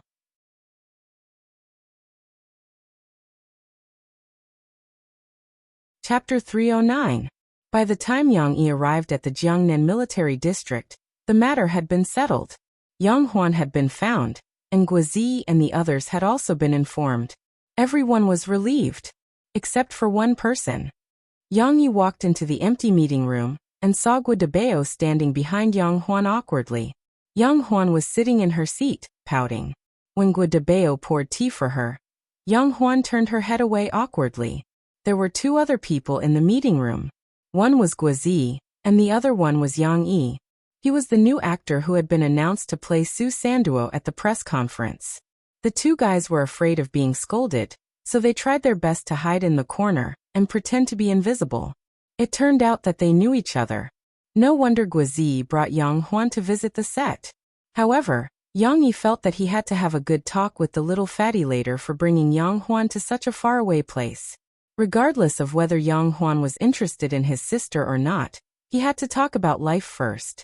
Seeing Yang Yi push the door open, Yang Huan immediately jumped up from the chair and ran over with an aggrieved expression. "Big brother, sob sob, you have to avenge me." Then, Yang Huan held Yang Yi's arm with one hand and pointed at Guodabeo with the other. She said angrily, "He hit me, scolded me, and tied my hand with a smelly belt. I didn't hit you or scold you. I just. Guodabeo said with a red face, but he didn't know how to explain. "You tied me with a belt from your waist. It's so disgusting." Yang Huan looked disgusted. "It's not dirty. I wash it every day," Guodabeo said sadly. All right. Yang Yi quickly stopped the bickering between the two of them and said with a bitter smile, Huan, don't be naughty. Do you think I don't know your character? How could you be wronged?" "It's true, brother. Look, my hands are red." Yang Huan raised her hands in grievance. Her fair skin was indeed red. Guodabeo had not been careful when he tied her up. "I'm sorry." Guodabeo stood there helplessly, his face full of self-blame. Yang Yi looked at Yang Huan's hand and felt sorry for her.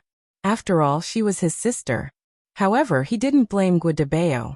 Instead, he rubbed Yang Huan's head and said, "All right, Dabeo has apologized to you. You really don't let people have peace of mind. Of all the things you could do, why did you come to the military camp to cause trouble?" The culprit, Guozi, shrank back with an embarrassed expression. "I wasn't fooling around. I was just following the crew, who knew that I would follow the wrong person and get lost." Yang Huan said, feeling wronged. "How can you blame me? Even so, you can't just wander around. What kind of place is the military camp? Have you ever heard of military grounds where unauthorized personnel are not allowed to enter? Dabao is already letting you off by not shooting you to death. It's my fault. It's all my fault. Yang Yi, please don't blame your sister. It's all my fault." Guodabeo hurried to take the blame. His words surprised Yang Huan, who was rubbing her eyes and pretending to be crying, and she looked up at him in surprise. She didn't expect that he would speak up for her. Yang Huan's anger had mostly dissipated. Seeing Dabao like this, she felt a little embarrassed and felt that she was in the wrong. She pouted and said, "All right, Dabao, since you are so sensible, I forgive you." Guodabeo heaved a sigh of relief. After a while, Yang Yi settled the matter properly. Because of his relationship with Yang Yi, the people in the army also relaxed the procedures. The simple procedures still had to be followed, and the person had to sign a letter of commitment to receive the person.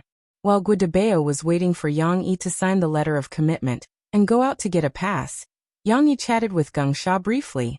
He found that Geng Sha's style and personality were very similar to the actor who played Su Sanduo in his previous life. He was relieved and patted Geng Sha's shoulder. "Do your best. This is your chance to soar. I have faith in you." Geng Sha scratched his head embarrassedly after being praised by the author of the original novel. "Thank you, brother. Oh, by the way, do you have an agent?" Yang Yi suddenly asked. No, I don't have time to think about it. Sorry, brother Yang." Geng Sha scratched his head and smiled. "Don't be sorry. It's your own business. I'm just asking out of concern." Yang Yi smiled. "But I have a piece of advice for you. Find a female agent." Geng Sha was a little confused. Yang Yi smiled and didn't mention it again. Just as Yang Yi was about to leave, Chen Fengchen appeared. Director Chen was very busy. He just went to deal with some matters, but he definitely wanted to see Yang Yi. "Mr. Yang, you're finally here. It's really not easy to see a busy person like you." The old man was a little resentful. He seemed to be still holding a grudge against Yang Yi for not accepting his invitation to the press conference. "But you're really troublesome. The crew stopped filming at noon to find someone for you. Yang Huan hid behind Yang Yi and poked Guizi. She whispered, "Who's that old man?" "Director, a great director." Guizi also tried his best to lower his voice. Yang Yi really didn't want to meet the old man. The old man had been trying to pull him in by exposing Yang Yi's identity as a means of publicity, but Yang Yi didn't agree. Yang Yi cupped his hands and smiled bitterly. "Director Chen, I'm sorry to have caused you trouble. I'll go back and teach my sister a lesson." "That won't do. You have to make it up to her. How about you come to the press conference when we finish filming?" Chen Fengchen was still thinking about this. "Director Chen, you know that I'm used to being a wild crane. I don't like being watched." Yang Yi shook his head. "This is your work. You're willing to let it go?" Chen Fengchen asked. "Your readers wholeheartedly support your work. Can't you satisfy their desire to know more about you?" Yang Yi was silent. Chang Zi and Fu Jun had repeatedly mentioned this to him. Logically speaking, Yang Yi should have some fan activities or a signing event. However, Yang Yi still didn't want to give up his peaceful life, so he hadn't agreed. "There's still a long time before we finish filming this movie. Take your time to think about it. If you still don't agree, I'll ask you again in a few days." Chen Fengchen laughed and turned to leave. After returning, Yang Yi couldn't help but teach Guizi and Yang Huan a lesson. The two guys who had caused trouble didn't dare to argue back. However, Yang Huan wouldn't give in so easily. When Murphy came back, she pretended to be wronged and ran to Murphy. "Sister-in-law, you have to help me. My brother didn't speak for me. He even helped others scold me." Murphy also helped her sister-in-law to blame Yang Yi. Seeing that they were echoing each other, Yang Yi rationally avoided the limelight by staying silent. He sighed helplessly in his heart. Women are really unreasonable. In the evening, Yang Yi showed the video of Shishi and Yang Luoqi dancing to Murphy. On the computer screen, the two long-legged girls in white pantyhose were jumping around. They were very cute. "Look at Shishi. She's smiling so happily." Murphy was very happy.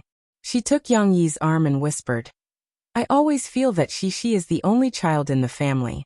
It's a bit lonely." "You mean? Didn't Shishi say that she wanted a brother or sister a while ago?" Murphy said shyly. She was a bit embarrassed to say the rest of her words. Yang Yi was very excited. He put Murphy on his lap and whispered in her ear, "You mean let's have another child?" "Yeah."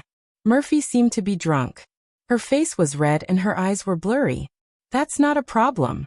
As long as you're willing, we can do it anytime." Yang Yi's breathing was heavy. His hands started to move indecently. Murphy quickly grabbed his hands and said with a red face, "Let me finish. I have a plan.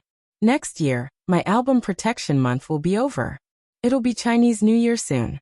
I want to bring Shishi back to your hometown to meet your parents. Then, I'll bring you back to America to meet my parents. After we're done, we'll announce our relationship. We don't have to hide it from others anymore. And then, when will we have another child?" Yang Yi's lips brushed past Murphy's lustrous ear. Mo Fei's heart trembled, and her body went limp. She didn't even have the strength to grab Yang Yi's hand, and her voice was as melodious as a song. "Whenever you want."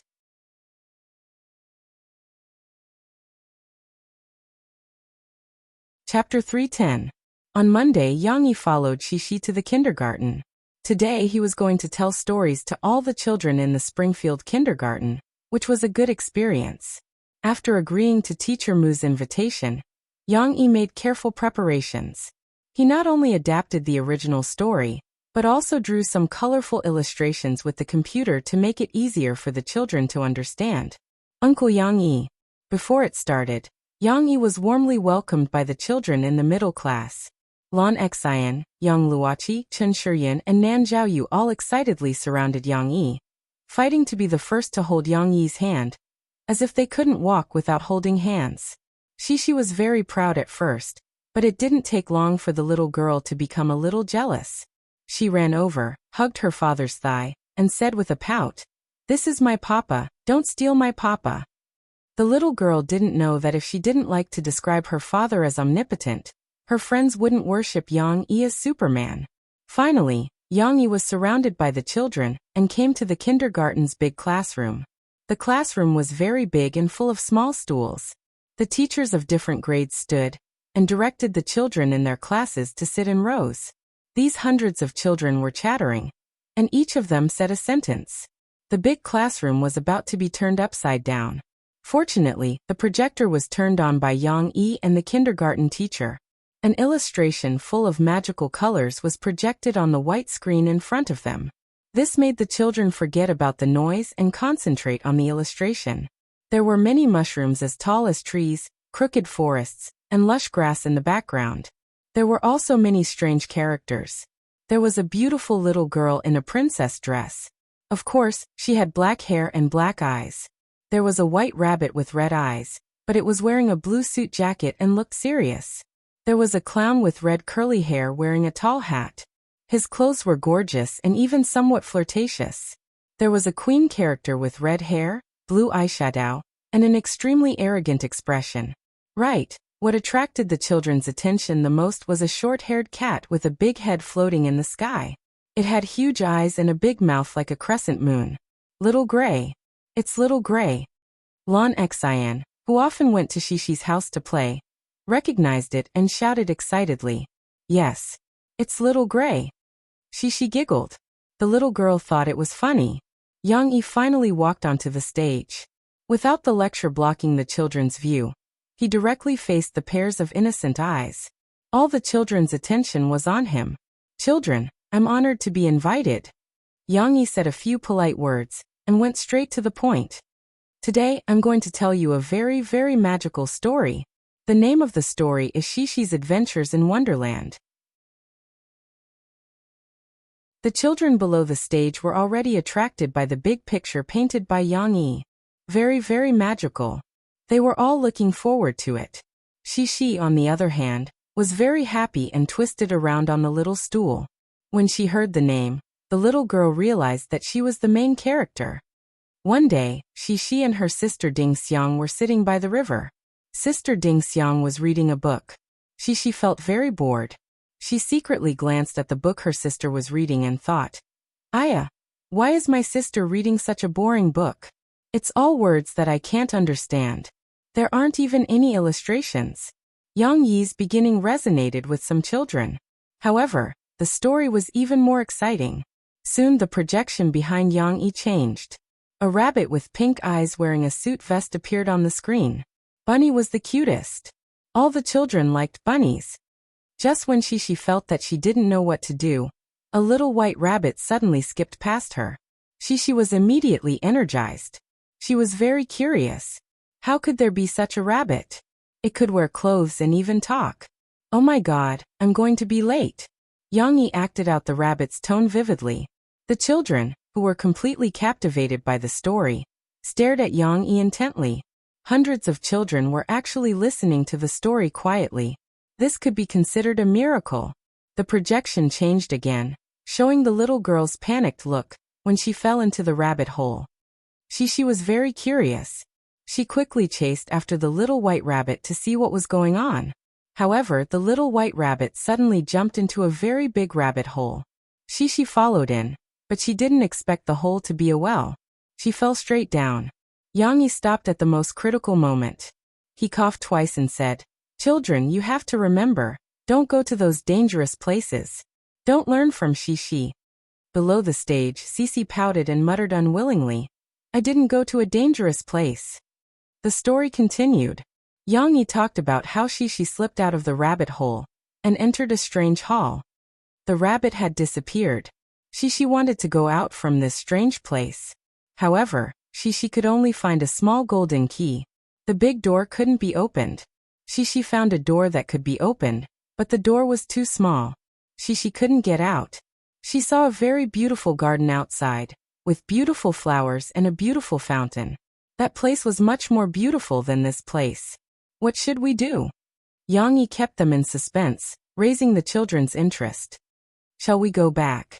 Nan Xiaoyu raised his hand and said weakly. "We can't go back. You can't climb out of that hole," Yang Yi said with a smile.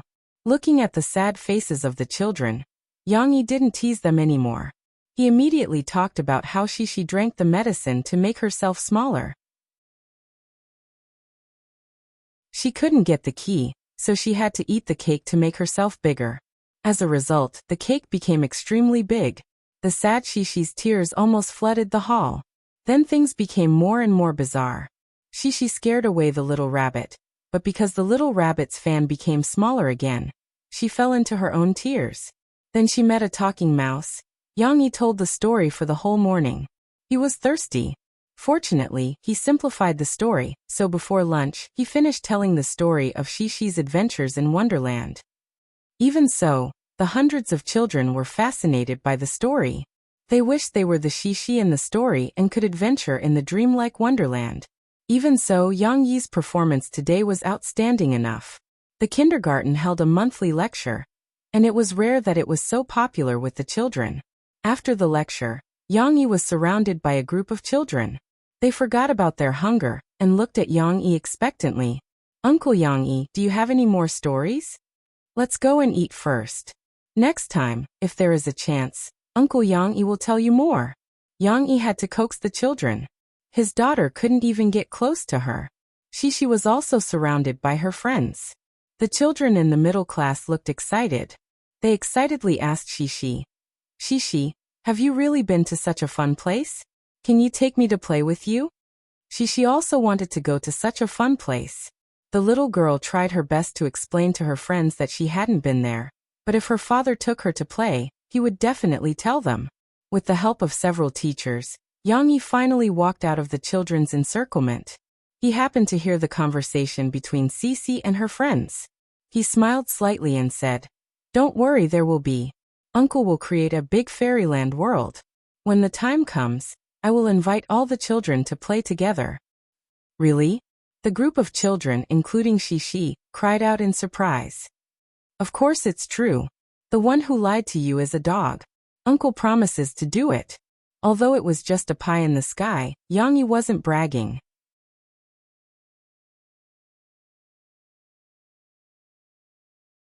Chapter 311. Another week had passed. When the song Mistress was first released, it received a lot of attention because of its theme. However, at the same time, the song and its creator, Zhu Jie, also received a lot of criticism from public opinion. Even though people were well aware that this song was about the most abhorrent phenomenon in society, sometimes it was not acceptable to directly expose the cruel side of human nature. Whether it was music critics or non-music industry people in the entertainment industry, they all expressed their views on the song. They used different channels, including the recently emerging micro-broadcasting, to step on the song one after another. Although Tian may use some public relations methods in the beginning, and used money to invite some music critics to support the song, they had no choice but to give up when they saw the overwhelming criticism on the internet. These comments all had different points to criticize, and some even formed a clear confrontation. For example, some women's rights activists expressed that this was a disrespect to women, and that the broken relationship could not only be blamed on the interference of a third party, but that the male party should be more responsible. And people who might have been hurt in the same way did not like the song. They felt that the song was not blaming the mistress, but defending the mistress. Look at the lyrics. "I also know it's not because of love." What kind of **T was that? Wasn't it exonerating the mistress? Some male music critics also disliked the song. They felt that Zhu Jie played a weak and incompetent role in the song. As a man, you should dare to love and hate. Since she dared to plant a prairie on your head, you should let her see what it means to start a prairie fire with a single spark. However, what was strange was that although there was a lot of criticism, and the music review sections of the major music websites were almost one-sided, the song's rating was not low. The number of people who gave the song a high score was almost equal to the number of people who gave the song a low score. This data was questioned by people, but after the copyright organization intervened and investigated, they found that the song's rating was not fake. They also selected some comments from the audience who gave the song a high score, and published them on the copyright organization's micro-broadcasting public account. These comments combined into a long article that received many likes. I don't know what's so good about this song, but I feel relieved after listening to it. Someone dug out his heart, liver, spleen, lungs, and kidneys for you to see. It's not too much to give a 5-star review, right? There's no way to comment on it. It's fine as long as it sounds good. Why think so much? This song is very magical. I've played it on repeat for a long time, but I'm still not tired of it. This song is really nice, but you have to put in earphones. Sometimes it won't work because you can't help but sing along. Once you're too loud, the people around the bus will look at you with weird gazes. That's awkward. Indeed, those who didn't like the song could find countless reasons to criticize it, but those who liked the song couldn't find any reason to defend it. They weren't even willing to tell others that they liked the song. If others were to scold him, then so be it. Those who liked to listen could continue to listen. As a result, the song became more and more popular, and was known by more and more people. Even though Ju Jia had participated in those charting programs, he couldn't get a good ranking like the Music Power chart. But on the radio station, this song was crazily requested by people, and it continuously occupied the top spot of the radio station's request chart for a long time. And what surprised the music critics was that the sales of Mistress continued to rise strangely. Finally, a week after its release, it broke into the top 10 of the Copyright Organization's new song best-selling chart. It also unexpectedly squeezed Murphy's First Dream out of the top 10. What was even more surprising was that it maintained a strong momentum of growth. When the people of Tianmei heard this news, they didn't know whether to laugh or cry. In any case, they didn't know whether to laugh or cry. This matter was also ridiculed by some tabloid media. They even dug up Murphy's previous scandals. Even though they had been clarified, they seemed to be blind and still bragged about it.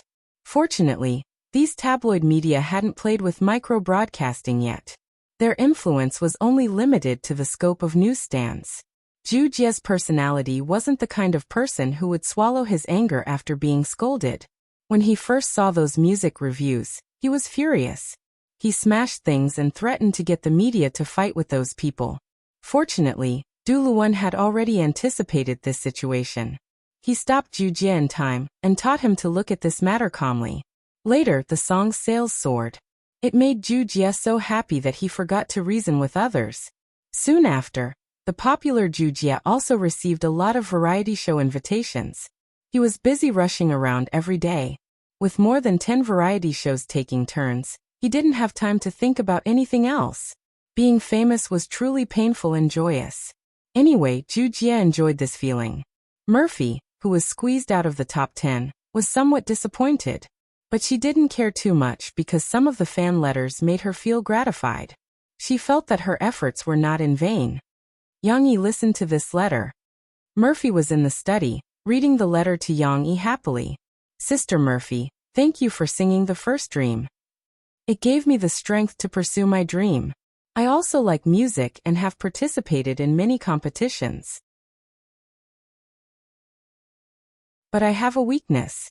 I get nervous when I go on stage and can't perform at my normal level. After many failures, I gave up this path last year. I chose to listen to my family's arrangements and went back to school to study. But after hearing your song, I suddenly understood that I shouldn't give up, because only music can bring me happiness. When this fan wrote the letter, she had already picked up music again. She had also participated in the audition of a record company and became a trainee. Although she was still far from her debut, she felt that she was already on the path to pursue her original dream. Her heart was filled with joy and hope. Look, the song I sang has a positive meaning. Those who say that I mislead people, I think they should read this letter. Murphy was a little proud. It's useless even if they read it. Yang Yi shrugged and told the cruel truth to Murphy. Some people think that they are right and won't listen to others. If you show them this letter, they will say that you mislead them again. Being a trainee doesn't mean anything. She is so timid and afraid of the stage. She still won't have the chance to debut. Everyone grows up, you know. Sigh, you bastard. Why don't you say something nice to coax me? Murphy angrily punched Yang Yi's chest with her fist and said angrily. In the end, she was pulled into the arms of Yang Yi, who had been a little fiery recently. After a scream, her voice was muffled. At this moment, Yang Huan, who was playing with her phone on the bed, moved her ears. The scream passed through the two walls, but it was still very clear in the silent night. My brother. Yang Huan wailed and buried her head in the pillow, covering her ears.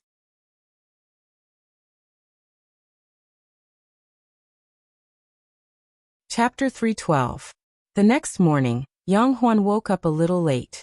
Although she greeted Murphy and Yang Yi as usual, Murphy sensed that something was wrong with her sixth sense as a woman.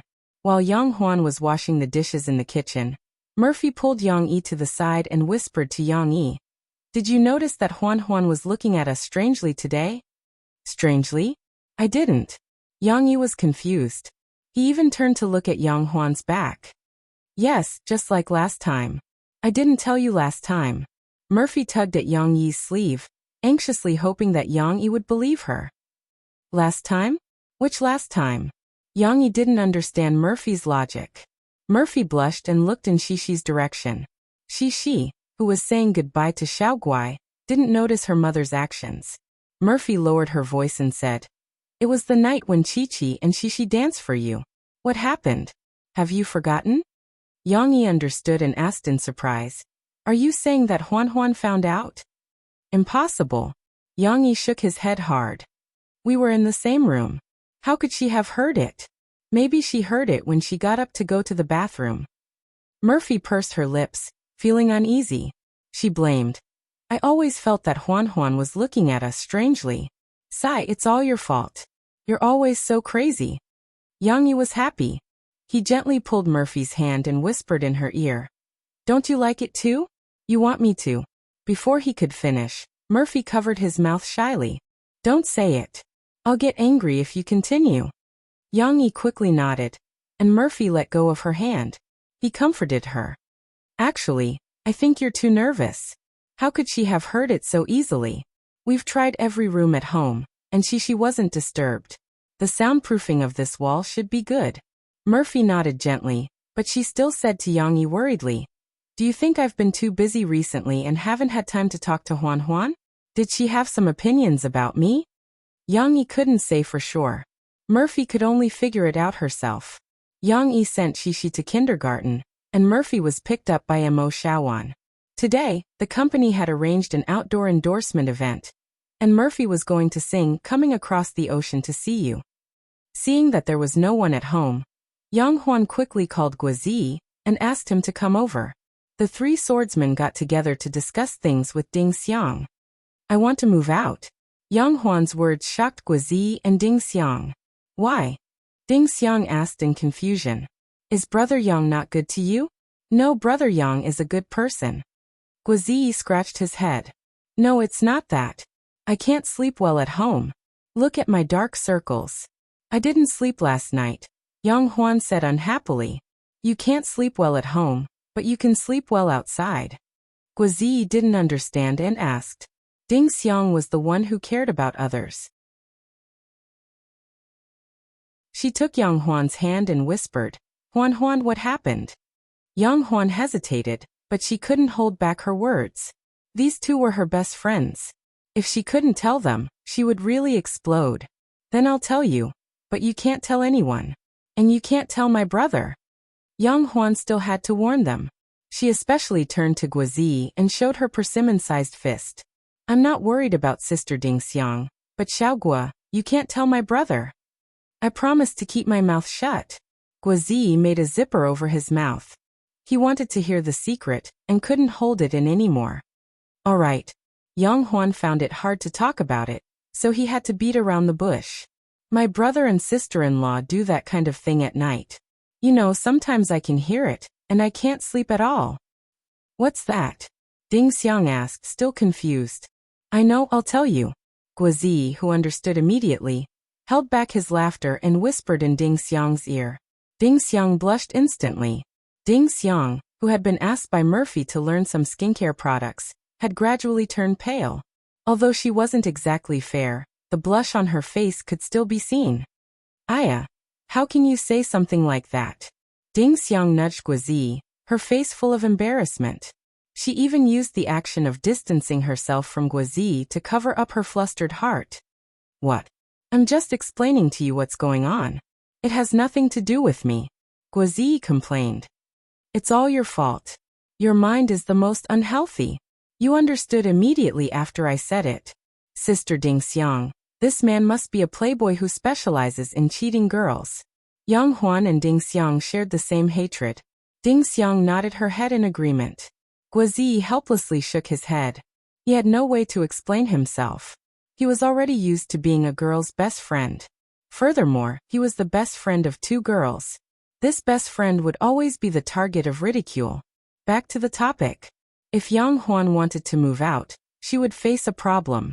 Where would she live and how would she pay for the rent? Just around here. Yang Huan said matter-of-factly. Xiaogua, you're the most well-informed. Can you help me find a house? Guozi shrunk his head and said nervously. You want me to find a house for you? If Brother Yang finds out that I'm helping the evildoer, won't he beat me to death? Will he? Yang Huan asked doubtfully. Guozi didn't know whether to laugh or cry. Sister Huan, of course you don't know. Didn't you get into trouble in the military last weekend? When you came back, Brother Yang almost tore me apart. He blamed me for bringing you so far away. Crazy. Isn't that because you guys left me alone? If everything was fine, we would have come back immediately. My brother definitely wouldn't know about it. Yang Huan pursed her lips. Huan, do you have the money to live outside? It's expensive to rent a house near the school, Ding Xiang said with concern. I have the money. Although my brother doesn't pay me, doesn't he give me pocket money? I haven't spent much money, and I've been saving it up. Yang Huan patted her pocket and grinned. He gives me 500 yen a week, which means 2,000 yen a month. It's enough for me to rent a house. However, Guozi struck her down mercilessly. That's not enough. The cheapest single room near the school costs more than 1,000 yuan a month. You still have to pay a month's deposit. There's also the cost of food and shopping. How can 2,000 yuan be enough? 1,000 yen a month? Why is it so expensive? Yang Huan exclaimed. She didn't expect that at all. In my hometown, even if it's in the county, it only costs 300 yen a month. Guozi face-bombed. Sister, you said it's your hometown. This is Jiangqing, and it's even more expensive to rent a house near the school. Then what should I do? Yang Huan was confused. Xiaogua, why don't you lend me some money? I'll learn from Sister Ding Xiang and work. I'll pay you back when I earn some money. If I lend you money, I'll be beaten to death. Guozi wanted to cry. Are you afraid that I won't pay you back? Don't worry, Xiaogua. Sister Huan never owes anyone a favor. I'll find a way to pay back what I owe. Yang Huan patted her chest and said generously. That's not what I meant.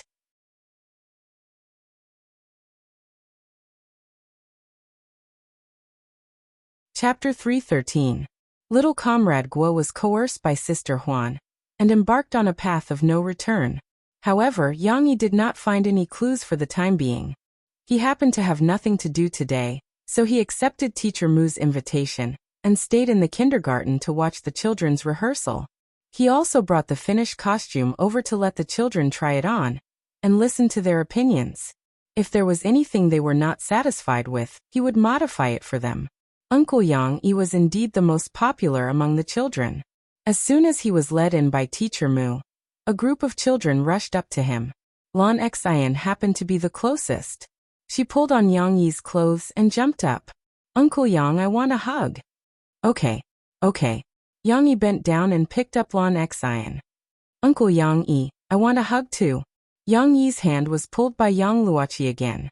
Yang Yi agreed to all her requests. After a while, he was carrying Lan Xian in his left hand and Yang Luoqi in his right hand. The two girls were happy and proud. The other children were envious and jealous. I want a hug from Uncle Yang Yi too. Chen Shiyan also shouted. In fact, Yang Yi was not relaxed. Yang Luoqi was fine. The little girl was light as a feather, but Lan Xian's figure was there. If Yang Yi was not in good health, he would not be able to hold the two of them at once. Fortunately, the costume Yang Yi brought successfully diverted their attention. There are so many, so cute. Nan Zhaoyu looked at the costumes that were moved in. They were all interesting cartoon characters and shouted excitedly. Of course. Because they were all made by my papa. Shishi heard it and proudly puffed out her little chest. They started to distribute the costumes. Even though Teacher Mu and the others were coordinating, it still caused some chaos. After all, every costume looked different. It was fine if it was the same type of animal, but when it was a different type of animal, the children all felt that others would always look the best. Nan Xiaoyu, who played the role of a wild duck, thought that Yang Luoqi's swan costume looked good. Lan Xian, who played the role of a big hen, thought that Chen Shiyun's hunter costume was cooler. The most popular character was Little Belle, who was playing the role of Little White Rabbit. Her white coat and headgear with 2 long ears instantly became the object of the children's desire to touch and look at. Poor Little Belle, she couldn't even hold the costume in her hands before it was snatched away. She felt wronged and cried. Some were crying, some were making a fuss. The class was in chaos. It was Teacher Mu and the rest's specialty to solve the children's disputes. Yang Yi felt a headache coming on as he watched, but he did not interfere. His heart ached for Little Belle, so he carried her to the side and comforted her. She had already seen and played with these costumes at home, so she was not as interested as her friends. She followed her father, and the kind girl was also comforting Little Belle. Little Belle, don't cry. How about I give you my duck? She said innocently. No, I want my rabbit. Little Belle was very sad. They're all bullying me. They're not bullying you. They just want to take a look. I'll get it for you later. As soon as Yang Yi's voice fell, Teacher Shen came over with the rabbit costume she got from the children. Look, your rabbit is back. Little Belle, don't cry. She reached out to wipe the tears on Little Belle's face. The little girl said with a smile, Look, I've already given you my papa. You should be very happy. Little Belle lowered her head shyly. Yang Yi was both angry and amused. He reached out to pinch Shishi's nose, but his hand missed. The little girl giggled and turned her head away. Yangcheng.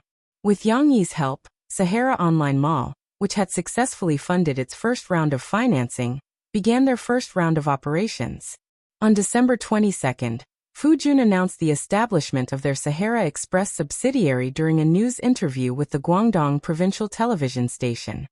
At present, Sahara Express has built self-operated express delivery transit points in 70 large and medium-sized cities across the country, as well as tens of thousands of express delivery outlets. It has formed a comprehensive strategic layout, which can fulfill our promise of 4 days of shopping in these 70 Sahara online malls. Fujun said on TV. He, who was in high spirits, was leading the trend of an era. It had to be said that in order to open up the gap with other online shopping platforms, Fujun still made a certain compromise. The express delivery model of Sahara Express was not completely self-operated as Yang Yi requested. Instead, it adopted a franchise model that Yang Yi was not very optimistic about. This was more of a test of the management of Sahara Express. If the management was not appropriate, those franchise outlets would become a big black spot in Sahara. However, Fujun still promised Yang Yi that this trick was only used for now. After increasing and stabilizing the market share, he would gradually withdraw the express delivery outlet model, and then create a real Sahara Express brand, and a correct express delivery concept. Is there a city for you in our 4 days of shopping? Sahara Online Mall also advertised through many media and online platforms, telling the people of the country the advantages of Sahara Online Mall. There were only 70 large and medium-sized cities. What about many other cities? What if there were none? There were still many small cities looking at it. It didn't matter. Sahara Online Mall also ambitiously said through advertisements, Sahara Online Mall will definitely light up the express delivery outlets in all cities in the country within 2 years.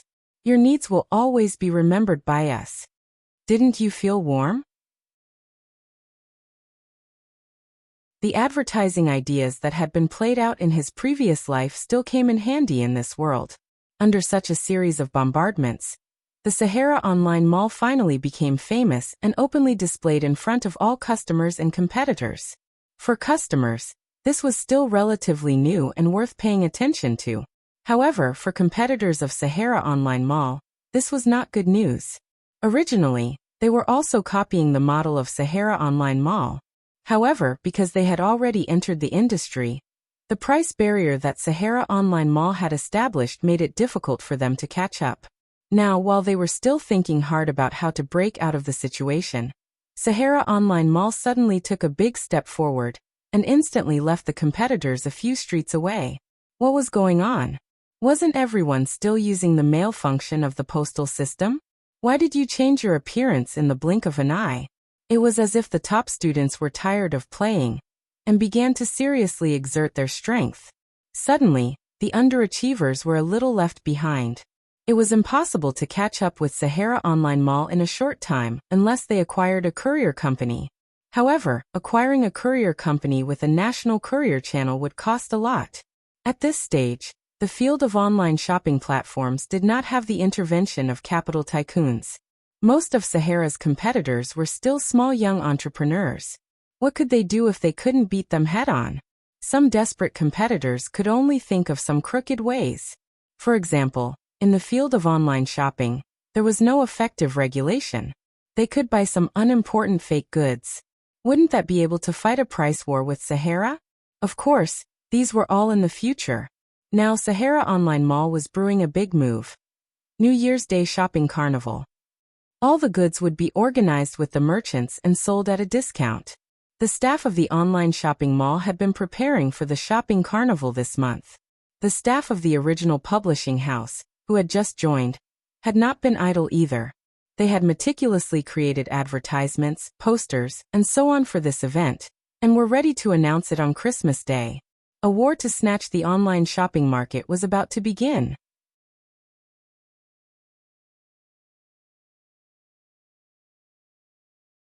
Chapter 314. Mo Fei had been thinking about Yang Huan's reaction. After being persuaded by Yang Yi, she also had some doubts about her judgment. Therefore, when the album was about to be released, she still managed to squeeze out a day's time. Huan, are you free today? Shall I take you shopping? Murphy showed her kindness to Yang Huan. Shopping? She, who had just woken up and was drinking milk from a bottle, had her eyes lit up. However, Yang Huan was not very excited. She waved her hand and said embarrassedly, "Sister-in-law, you don't have to work so hard. You've bought so many things for me recently." "Not a lot. Look at your clothes, there are only 3 or 4 sets of new ones, and they were all picked out by me. I don't know if my taste is suitable for you young people's preferences. This time, sister-in-law will take you there. You can buy the clothes you want." Mo Fei persuaded. 3 or 4 is not enough. Yang Huan actually felt very satisfied. When I was at home, I could only buy a few pieces of clothes all year round. Not to mention Yang Huan, Ding Xiang was also the same. Although Ding Xiang had some savings now, she was not willing to buy clothes for herself. Mo Fei gave her a few nice clothes on her birthday, but Ding Xiang was reluctant to wear them, so she kept them all. Then she usually wore the uniform of the coffee shop. That was in the past. Now that your life has improved, you should adjust your living conditions too. How can a girl treat herself unfairly? I've always told Yang Yi that girls should be pampered, so that they won't be taken advantage of easily in the future. Murphy was not very good at persuading people, but she still tried her best. She was actually still worried that Yang Huan would reject her, because she had some opinions about her. Yang Huan still felt embarrassed to let her sister-in-law spend so much money on her, so she kept declining. Yang Yi, who was standing next to her, couldn't stand it anymore. He helped Mo Fei and said, "All right, Huan, your sister-in-law finally has a day of free time. Let's go shopping. We'll talk about it later." Since her brother had spoken, Yang Huan could only nod. Yang Yi thought of something. He got up and went to the study to bring back a card. When she came back, she saw Shishi asking unhappily, "Mom, why can't I go? I want to go shopping too." When he went to the study, Shishi had already told Murphy that she wanted to go shopping too. However, Murphy didn't agree. When Murphy took Yang Huan shopping, the two women were like best friends. Even if they were photographed by the paparazzi, it would not be a big deal. However, Shishi was different. She was too obvious a target. What's more, Murphy was no longer the unknown celebrity she used to be. She was now receiving a lot of attention, and the paparazzi were also interested in her. People would often follow and take photos of her. Every time Murphy returned home, she would ask Mo Xiaowan to make a few rounds, and was especially careful. Mom doesn't want to play with Shishi anymore. She is not happy. The little girl pouted and threw a tantrum. Fortunately, Yang Yi could understand the situation. He came over to help Murphy. He smiled and said, Shishi, you want to go shopping too? Then why don't you go with Daddy? Your mom and auntie are going to the places that sell adult clothes. The place that Dad is going to is much more fun. There are a lot of toys. If you go with Dad, Dad can buy you a doll. Buy a doll? Cece's eyes lit up.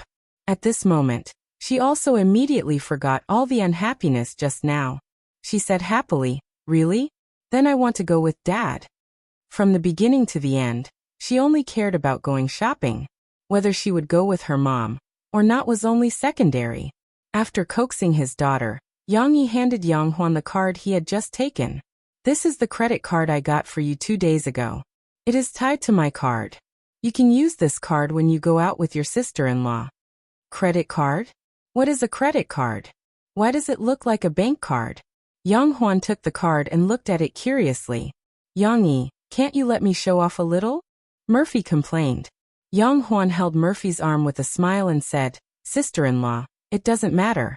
I'm already very happy that you're taking me shopping. Besides, it's good to spend my brother's money. Don't let him spend it on strange things. Seeing Yang Huan's intimate action, Murphy was so happy that she didn't have time to blame Yang Yi. However, Yang Huan didn't know how to use the credit card. Yang Yi took the time to explain it to her. The credit card he gave Yang Huan had a very high limit. The basic limit was 50,000 yuan, and there was also a temporary limit set by the bank. Yang Huan could easily overdraw 100,000 yuan if she wanted to. Of course, Yang Yi knew that his sister couldn't spend so much money, so he didn't tell her too much. The shopping mall that Mo Fei took Yang Huan to was, of course, not a simple one. It was located in the business center of Binhai district, and there were many famous international and domestic clothing brands. Although the decoration outside was not much different from other stores, when one walked in and looked at the price tags, the polarization of the world was vividly reflected in this place. Yang Huan was originally calmly looking at the clothes on the shelves with Murphy. However, when she inadvertently glanced at the price tags, her heart immediately jumped. She didn't believe it and looked at a few more. Finally, she couldn't help but pull Murphy aside and whisper, Sister-in-law, this is not right. Did we come to a shady shop? Why is one piece of clothing almost 4,000 yuan? Yang Huan asked nervously. That's right. It's all the same price. Murphy was signing for a few shop assistants just now, so she was a little slow to react to Yang Huan's shock. She smiled and said, Indeed, for Murphy, this price wasn't much of a problem. Moreover, this was based on the fact that Yang Huan wanted to buy sportswear or jeans. The store Murphy took her to was already considered a low-level brand in this area. If she wanted to buy those luxurious fur coats, the price would be much more than 4,000 yuan. The other stores used tens of thousands as the unit of measurement. However, Yang Huan couldn't accept such a price. She couldn't help but ask, Sister-in-law, the clothes you bought for me before didn't cost 3,000 to 4,000 yuan each, did they? Yang Huan didn't know much before, so she thought that it would be at most a few hundred yuan. Therefore, although she was embarrassed, she still accepted Murphy's gift. No. What Mo Fei said at the beginning made Yang Huan heave a sigh of relief. However, Mo Fei's honest answer made Yang Huan speechless. It's much more expensive than what I gave you. It wasn't that Murphy was extravagant. As a star, one's image was very important. Even if one didn't pay attention to it, the sponsors would be very picky. Murphy was used to spending a lot of money on clothes. Yang Huan didn't know whether to laugh or cry. Sister-in-law, if you told me that those clothes were so expensive, I wouldn't dare to accept them. My father would kill me if I accepted such expensive gifts from others. But I'm not just anyone. Murphy was very concerned about the word she used. She said sadly, I'm your sister-in-law. It's fine for me to buy you some clothes, right? You don't have to care about the price. Yang Yi and I can afford it. However, in the end, Yang Huan still didn't want to buy such expensive clothes. She persuaded Murphy to take her to a more ordinary shopping mall. In the shopping mall, the average price was only 200 to 300 yuan. Although Yang Huan still felt that it was expensive, at least she could accept it. They shopped for a while, and bought 2 sets of sportswear that Yang Huan liked. Yang Huan liked the thin zipper sweater and slim-fit sportswear. With her tall figure, she looked very handsome in it. She looked even better than a model. However, it was obvious that they couldn't stay in such a shopping mall for long. Mo Fei was soon recognized. Before the fans arrived at the battlefield, Missouri Fei quickly took Yang Huan and slipped away. They ran to the parking lot and got rid of the people who were following them. Panting, they couldn't help but look at each other and laugh. Sister-in-law, being a star is really tiring. Yang Huan held Murphy's hand and said intimately, "You'll get used to it. It's just that I didn't have enough fun with you today. The clothes I bought for you are so cheap." Murphy was a bit disappointed. "Of course not. I'm so happy shopping with you today. I feel like I've learned a lot." Yang Huan smiled sweetly. Feeling Yang Huan's closeness to her, Murphy finally felt relieved.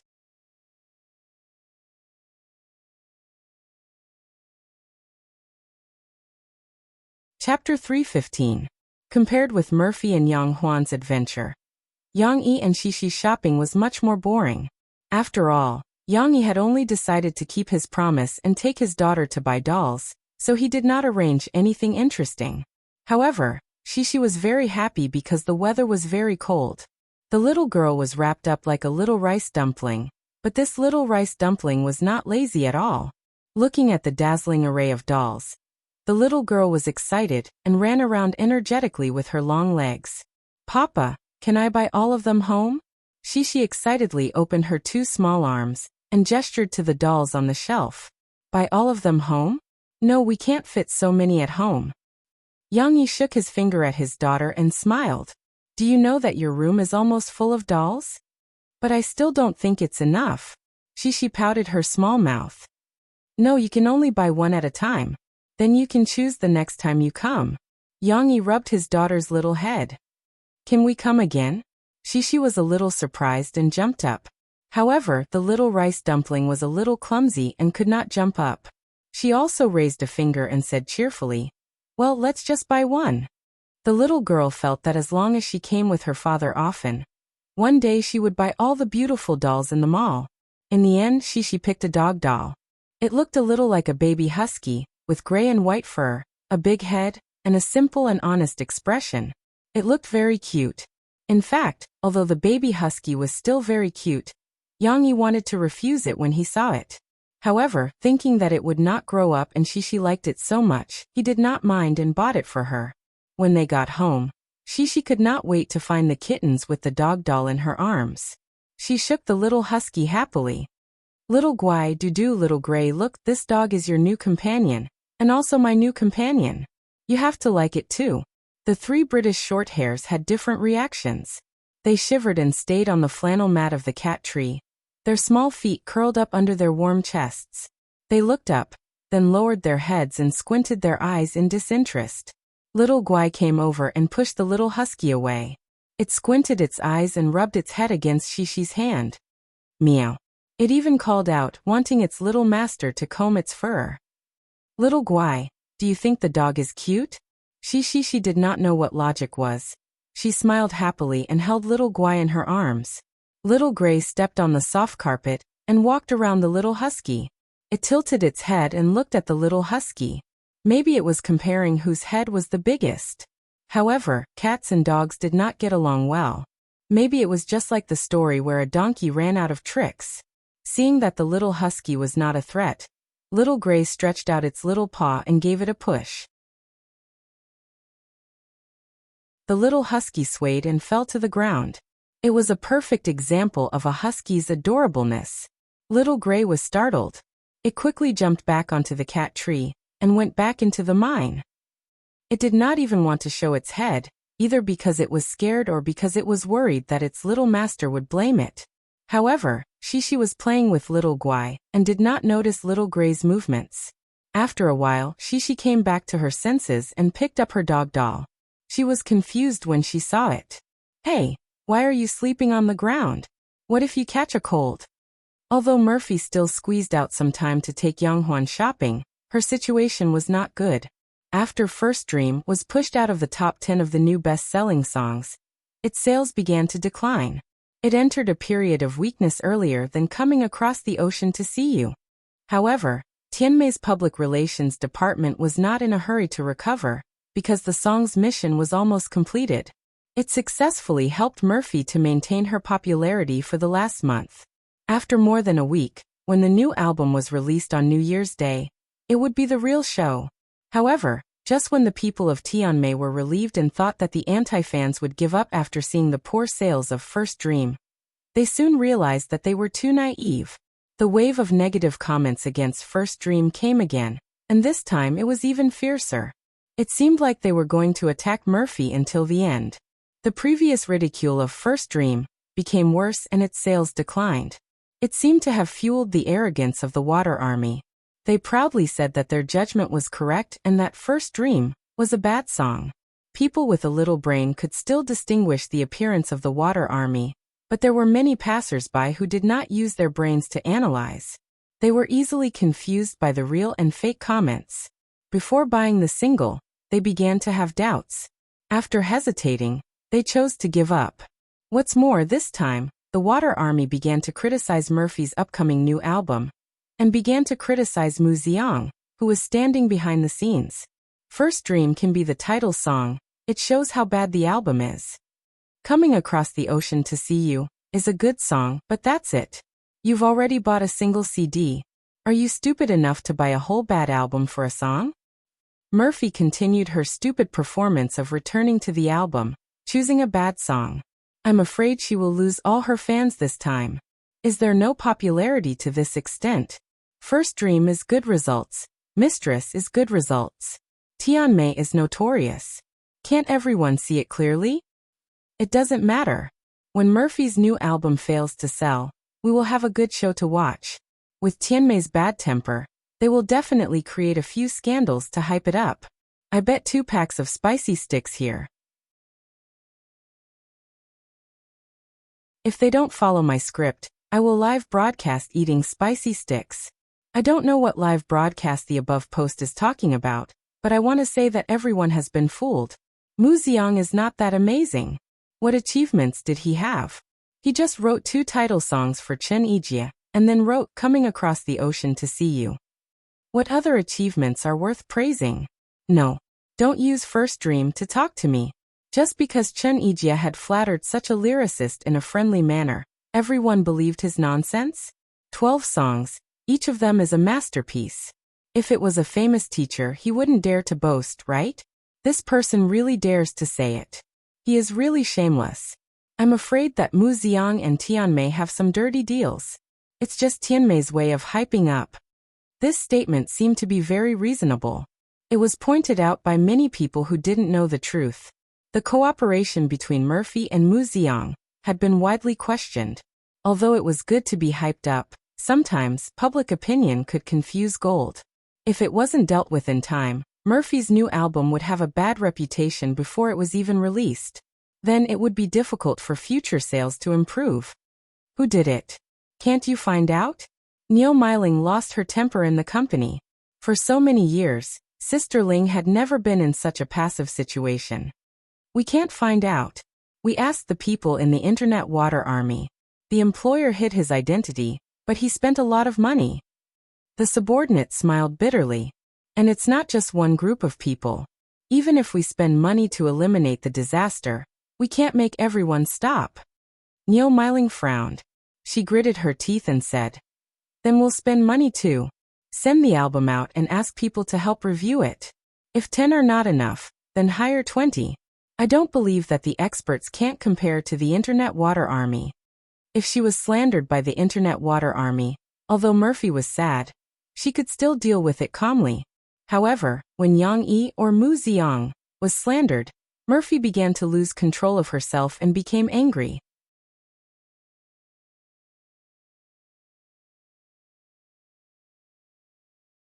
Chapter 316. Murphy, what's your response to the online rumor that Mu Xiang is trying to raise his value through hype? Nonsense. In the interview video, Murphy's originally calm face changed a little when she heard this question. Although the change was not obvious, Yang Yi could still tell that Murphy was angry. When Murphy was angry, Her face was still cold, but it was different from usual. She was so excited that her body trembled slightly, and her voice rose a pitch. Mr. Mu Xiang is so talented, and his music works are already classics. Does he need to play such a dirty trick? If he wants to make money with these things, why does he need to hide his identity? With his creative ability and singing skills, he can definitely be a superstar. Murphy was so excited that she not only defended Yang Yi to the reporter, but also accidentally revealed a lot of information. Although the reporter's face could not be seen in the video, it was not difficult to guess that the reporter was overjoyed. Fortunately, Mo Xiaowan, who was next to her, stopped her in time, and Ji Ningming also blocked the reporter from Murphy with his own body, so that she and Mo Xiaowan could hide in the company. Everyone, please listen to me. Ji Ningming could also be said to be Yang Yi's brainless fan, but he was much more mature and rational. He skillfully dealt with the reporter. Now there are many people with ulterior motives in the media and the internet who are discrediting the works of Murphy and Mr. Mu Xiang. Everyone is knowledgeable. I hope everyone can be discerning and give a pertinent report. Murphy's singing and Mr. Mu Xiang's writing are beyond doubt. Although the two songs released can't prove anything, in all fairness, didn't Coming Across the Sea to See You move everyone? Didn't First Dream give you even a little incentive? If so, please have some confidence in this album and don't listen to rumors. As for the other 10 songs that Murphy and Mu Xiang collaborated, I can only say that they won't disappoint you. Ji Ningming calmly explained, which was more effective than Murphy's explanation. Yang Yi only found out that Murphy had been wronged when he read some news on the computer. Last night, under his coaxing, Murphy avoided the important points and focused on the trivial. She didn't talk about many things because she didn't want him to worry about her. What a fool. Yang Yi gently shook his head. Of course, Yang Yi was also helpless against some of the trolls on the internet. He didn't have any special abilities. Obviously, he couldn't follow the network cable and kill these people who slandered Murphy and himself. As for the mastermind behind the scenes, even Tianmei's people couldn't find him. Yang Yi didn't have that kind of ability. But Yang Yi wouldn't just sit back and do nothing. Murphy was wronged. As her man, Yang Yi had to help Murphy out of her predicament. So Yang Yi found Chen Yijia's phone number and called him. Although the two didn't contact each other often, Chen Yijia would sometimes call to ask about him and maintain a good relationship. After all, there would be a day when they would cooperate again. Yang Yi. Chen Yijia's phone was quickly connected. His surprised voice came from the other side. With Yang Yi's character, he rarely took the initiative to call him. Christmas came quietly. Because the Chinese in this world were prosperous, the national self-confidence was strong, and there were no unscrupulous businessmen to hype up the concept of Christmas. The holiday atmosphere in China wasn't very strong now. However, because Murphy was born and raised in the United States, and she had always been talking about hanging stockings at the bedside to wait for Santa Claus to send her gifts, Yang Yi had prepared early and prepared a small Christmas party for them. Compared to before, the party this time was much livelier. It wasn't just the family anymore. Mo Xiaowan and Xiao Ai had also received an invitation. Yang Huan, Guozi, and Ding Xiang, the three musketeers, Du Yuanlei, and the crew's cameraman, Wang Chao, and the female lead, Qin Wen, were also invited. On the morning of Christmas Eve, after Yang Yi sent Shishi to kindergarten, he drove back a small spruce tree that he had booked. The wolf pickup was very convenient. There was a small roofless cargo compartment in the back that could be used to carry goods. Wow, brother, is this the Christmas tree that you told sister-in-law about? Yang Huan curiously ran over to take a look. Along with Ding Xiang, the two of them helped Yang Yi move the small spruce tree in. It can only be considered a tree now, not a Christmas tree. Yang Yi habitually ordered Yang Huan. Huan, go to the car and help me move the box of colored lights in. Okay. Yang Huan answered quickly. I'll go help Huan. Ding Xiang was also very diligent. Yang Yi didn't slack off either. He was very strong and moved a box of beer and soda in one go. There were some other accessories, biscuits and snacks in the car. The three of them had to move 2 rounds before they finished moving everything. Come and see. I'll teach you how to decorate the Christmas tree. Yang Yi smiled and greeted them. He taught them some simple techniques and then left everything to the two girls, who were even more excited than he was, to let them use their imagination and decorate the spruce into a colorful Christmas tree with colorful lights, silver ribbons, red plastic Christmas fruits, candy canes, bells, bows, and other decorations. Since they were girls, Yang Huan and Ding Xiang were very attentive to the decorations. The two of them discussed how to match the decorations as they gestured and laughed. Yang Yi, of course, didn't slack off either. He placed a ready-made Christmas wreath on the floor-to-ceiling window and stuck a white snowflake paper cut. It rarely snowed in Jiangcheng, which was located in the south. Even if it did, it would only be some small snowflakes that disappeared as soon as they landed on the ground. They could only use these decorations to create a special Christmas atmosphere. After Yang Huan and Ding Xiang were done, they couldn't wait to plug it in to see the effect. After it was plugged in, the little lights on the Christmas tree flickered. The decorations on the tree also reflected colorful lights. It was so beautiful that the two girls couldn't help but exclaim, "This is the most beautiful Christmas tree in the world." Yang Huan felt a sense of accomplishment for the work that he had painstakingly completed. Waving his hand, Yang Huan declared. Ding Xiang covered her mouth and chuckled, but she also nodded her head. "Brother Yang, do you think that the decorations on the tree are just for show? Or do they have other meanings?" Ding Xiang pointed at the decorations on the tree and asked curiously. "You've asked the right person." Yang Yi smiled confidently. He had done a lot of research for this Christmas event. Look at the star at the top of the tree. It's a metaphor for the Star of Bethlehem. Legend has it that Jesus was born in the stables of Bethlehem. It was this star that lit up the morning of this city. Look at this colored ball. It's similar to an apple. It symbolizes the abundance of the Garden of Eden. This bow symbolizes connection. It means that we are all closely connected by God's eternal love. And this bell, it's the bell in the shepherd's hand. Lost lambs can follow the sound back to the shepherd's side, and it's also entrusted to the people who are lost in this world to follow the sound of the bell to find God, the Good Shepherd. Yang Yi spoke frankly, looking like a learned old scholar. "Brother, when did you start believing in Christianity? I thought you didn't believe in anything?" Yang Huan couldn't help but interrupt him. "Cough. I'm not a believer. I've read a lot of books. Naturally, I know a lot." Yang Yi was embarrassed. He said shyly, "I'm teaching you by example. I want you to read more books. Do you understand?"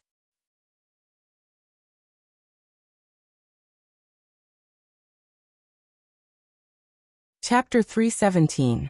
Chi-Chi Xian Air Chen Shiyan. How are you going to play Christmas? In the kindergarten, Shishi had been looking forward to going home as soon as possible, because her father said that there would be a lot of fun things to do in the evening. She couldn't help but tell her friends about it. What is Christmas? Chen Shiyan blinked. Christmas. Christmas means that there will be an old man with a big beard. Then when you go to bed at night, he will put the gift you want in a big stocking for you. At first, Shishi didn't know how to answer, but later, the little girl was quick-witted and described it with her own understanding. Hearing this, Yang Luoqi also remembered. She whispered, "Yes, my father will ask me to make a wish to Santa Claus. And then Santa Claus will give me the gift I want. Is it so fun?" Lan Xian looked happy. She asked, "When is Christmas?" "Tonight." Xian Air, if you want a gift from Santa Claus, you have to put a big sock on your bed. Then Santa Claus will say that this child also wants a gift, and then he will give you a gift. Shishi spent a long time and finally explained the operation process of asking for a gift at Christmas to Lan Xian. Lan Xian tried hard to remember it in her heart, just like she never forgot to eat. Such a fun thing, Lan Xian would never forget. Shishi didn't know what would happen after she told Lan Xian. The little girl naively thought that there was really a Santa Claus in the world, and that as long as she hung the stocking, there would be a gift. My mother and father said that they will go to the seaside to have a seafood dinner tonight. I will go too. Young Luoqi happily told Shishi about her plan. Seafood? I like it too. Chen Shiyan licked her lips. My father and mom also said that they will do a Christmas party. There will be a lot of fun. Shishi finally said the key point. Lying down. His friends all expressed that it was another term that they did not understand. Fortunately this time, Nan Zhaoyu stood up. The knowledgeable little boy said, "Lying down means a party. It means a lot of people playing together, just like when we went to Xishi's house to play. This would be fun." Chen Shiyin and Lan Xian's eyes lit up. However, the children's wish to go home with Xishi to participate in the party was dashed. It was late at night, and it was a cold winter night. How could the parents be assured that they would not go home? Therefore, when school ended in the evening, Yang Yi did not know whether to laugh or cry as Chen Shiyin and Lan Xian hugged his legs. The two girls cried sadly. "I want to go to Xishi's house to play. I don't want to go home." Opposite Yang Yi were Chen Shiyin and Lan Xian's mother, who looked helpless and distressed. Xishi, the initiator, did not realize the root of the problem. She was still anxiously looking at her friends, wanting to spend the holiday with them. Sometimes crying could not solve the problem. Chen Shiyin and Lan Xian did not succeed in the end. Xishi was somewhat unhappy that her friends could not play together. It was not until she got home and saw the Christmas tree in the coffee shop that she smiled again. "It's a super big, super beautiful Christmas tree. Papa, is it from Santa Claus?" Cece xiquically ran over to observe, and then quickly ran back to her father's side and asked incessantly, "There's no Santa Claus. Your aunt and sister Ding Xiang spent a lot of effort to make it." Yang Huan said casually. She just passed by and did not think too much. "There's no Santa Claus?" Xishi was dumbfounded. "Don't listen to her nonsense. Who said there's no Santa Claus? There is. Otherwise, how could you receive gifts, Xishi?" Yang Yi glared at Yang Huan and quickly explained to his daughter. "Phew, I was so scared. I thought Santa Claus would not come. I'm very, very obedient." The little girl patted her chest with a thick down jacket and pouted. This was what Murphy taught Xishi.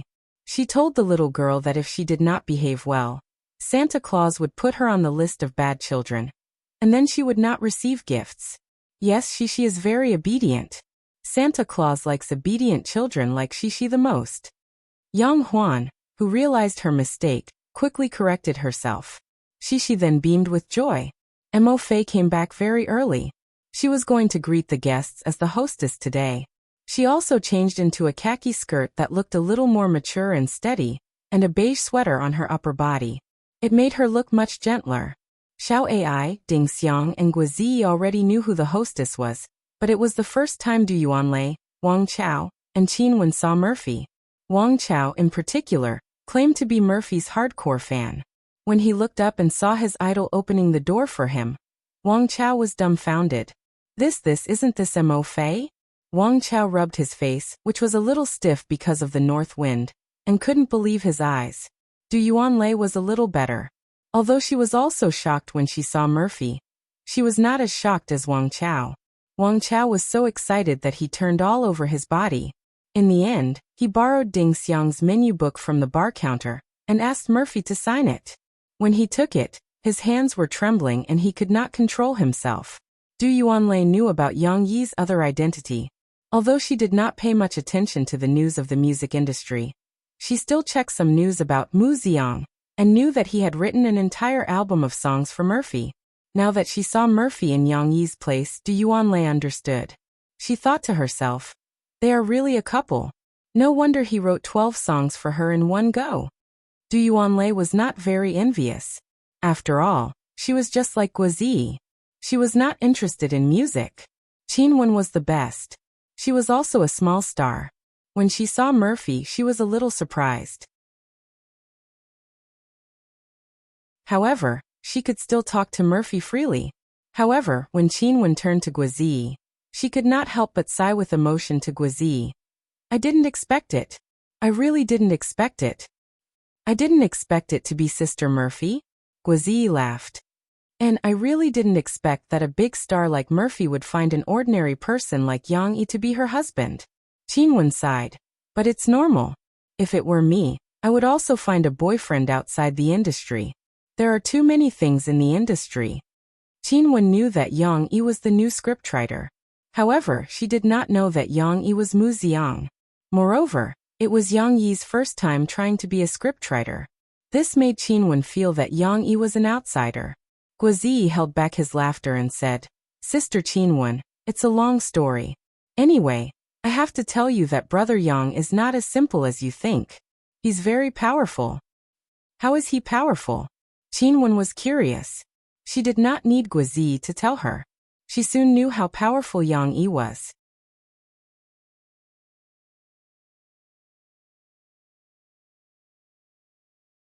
Chapter 318. Sister, do you want a hat? A cute voice interrupted the conversation between Qinwen and Guozi. Qinwen looked down and saw a little girl with bright eyes and white teeth. She recognized this beautiful little girl. She was Yang Yi's daughter Shishi.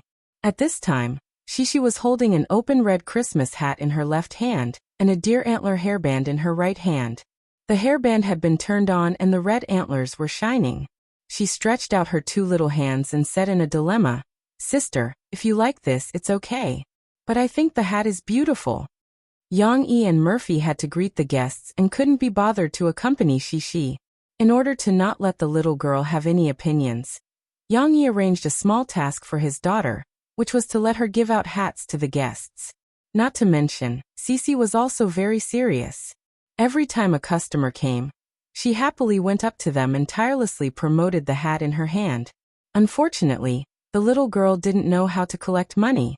Otherwise, she could sell a hat for 998 yuan. Thank you, little girl. I want the hat then. Qinwen smiled and reached out to scratch Shishi's face. Not long after she came in, Qinwen's fingers were still a little cold. Shishi shrank her neck and hid. However, she still smiled happily. She felt that her persuasion had worked. Sister will give it to you. You don't have to thank me. The little girl handed the hat to Qinwen and ran away. There was a shortage. Shishi had to go to her father's place to restock. Looking back, Qinwen saw Guozi, who was wearing a green headband with red antlers. The latter was smiling bitterly. She found it funny and asked, Why are you smiling bitterly? You don't know. This little girl is very clever. When she meets a man, she will call him uncle. When she meets a woman, she will call her sister. I am younger than you. In the end, I am twice as big as you. Guozi complained. Of course it has to be sister. Shishi is sensible. Qinwen smiled proudly. Now that everyone was present, the Christmas party began after Yang Yi said a few polite words. How could a party not have a few interesting activities? Yang Yi suggested that everyone should come out and perform. This was something he had told every guest when he first invited them, so no one was afraid and nodded with a smile. Then who's first? Yang Yi asked. Big brother Yang Yi, since big sister Murphy is a big singer, shouldn't she sing a song first? Although it was Qinwen's first time here, she was not reserved at all. She stood up and started to kick up a fuss. Haha, that's a good idea. Yang Huan chimed in with a smile. Murphy and Yang Yi looked at each other and smiled. She did not refuse. She stood up and said softly, In that case, Yang Yi and I will perform a show for everyone. It can be considered as throwing a brick to attract jade. These words shocked everyone. Even Mo Xiaozhuan's mouth was slightly agape in disbelief. The two of them even prepared a show? Yang Yi stood up slowly and walked to the piano and sat down. It seemed that they had prepared a show for a long time. Mo Xiaowan had been following Murphy all day, but she had not heard anything about it. Half of her sister-in-law was gnashing her teeth in anger. However, it was truly unprecedented for this pair to perform together. Everyone's interest was piqued. Wang Chao was itching to do something, but it was a pity that he did not bring a camera. Moreover, according to Yang Yi's request, he had to keep it a secret. He was going crazy. Do you know what show you are going to perform? Yang Huan saw Shishi clapping her hands happily and could not help teasing her. Yes. Papa, Mom is going to sing. It's a very good song. Shishi nodded vigorously. She had heard it before. And I can sing it. Then why didn't you sing it for me? Yang Huan pouted and pretended to be unhappy. Because Papa said I can't. Auntie, I'll sing it for you in the future, okay? Don't be angry. Shishi was a little anxious. Haha, okay. I won't tease you anymore. I'm not angry. Let's listen to your mom sing. Yang Huan happily held Shishi, and let her sit on her lap. At this time, Yang Yi began to play the piano. Ding ding dong dong dong dong. A series of bright and fast preludes successfully attracted everyone's attention to Yang Yi. Yang Yi played the piano quickly and showed off his exquisite fingering skills. Murphy, who was watching from the side, could not help but nod. After receiving guidance from Master Jian Yifan, Yang Yi's piano playing skills improved again. Now Murphy felt that she could not catch up with him. After the prelude, the rhythm slowed down a little. The complicated notes became simpler, but also more beautiful. This was a classic song. Even if it was the first time people heard it, they could not help but be intoxicated by it. As Yang Yi played, Murphy also played her handbell. It was a bow-shaped instrument with copper plates on its curved surface. It was like clapping hands. When the copper plates vibrated, it would make a pleasant sound. The two of them had a tacit understanding. Murphy's ringtone coincided with Yang Yi's beat, adding a layer of naughty charm to the monotonous piano. When Yang Yi began to repeat the melody, it was not a simple repetition. It was the same note, but the chords were different. Murphy began to sing, jingle jingle, jingle jingle, jingle jingle jingle. How happy we were skiing, we were sitting on the sleigh. The lyrics were very simple, but with Murphy's clear voice and deliberately adjusted singing style, it did not feel out of place at all. A simple melody meant that it was easy to sing. After Murphy sang it a few times, everyone couldn't help but gently shake their heads and nod their heads, humming along in their hearts. Breaking through the heavy snow, we sat on the sleigh, galloping across the fields. We laughed and sang, the horse's bell rang. How cheerful it made one's spirit. How happy it was to ski tonight. Let's sing a ski song. It was Murphy's first time singing such a childish song in front of others. As she sang the song, it was difficult for her to maintain the coldness on her face. She couldn't help but smile when she thought about how she and Cece would ride on the sleigh and adventure together. Although Yang Yi was playing with his head lowered and Murphy was singing in front of the audience, the two of them did not make much eye contact. However, their tacit performance made the audience sigh with emotion. They were really a golden couple. Although they were a little older, the two of them were indeed a match made in heaven. Jingle jingle, jingle jingle jingle, jingle jingle jingle jingle jingle. When Murphy began to repeat the opening verse, she finally could not hold it in anymore. The little girl twisted around on Yang Huan's lap and hummed along softly. Shishi's childish voice was even more moving than Murphy's. After the song Jingle Bells was sung, the Christmas atmosphere was revived. Everyone's spirits were also raised. Qin even started to jeer. Brother Yang Yi, sister Murphy, the two of you are performing together. How can this be considered as a show? It's not enough, not enough. Yang Yi and Murphy looked at each other and smiled. Yang Yi smiled and said, luckily, we came prepared. It doesn't matter. Let's do another half. The English version of Jingle Bells, Jingle Bells. There was another round of cheerful playing. Although not everyone could understand the English lyrics, it did not hinder the joyful atmosphere created by this song for everyone. Golden Hook Cup, Golden Hook Cup, Golden Ode away. Towards the end of the song, everyone couldn't help but sing along. All kinds of strange sounds reverberated in the coffee shop, making it unusually lively. See? This is what Brother Yang is good at.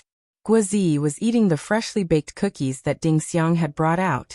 He moved closer to Qin and said with a smile, he can write lyrics and compose songs.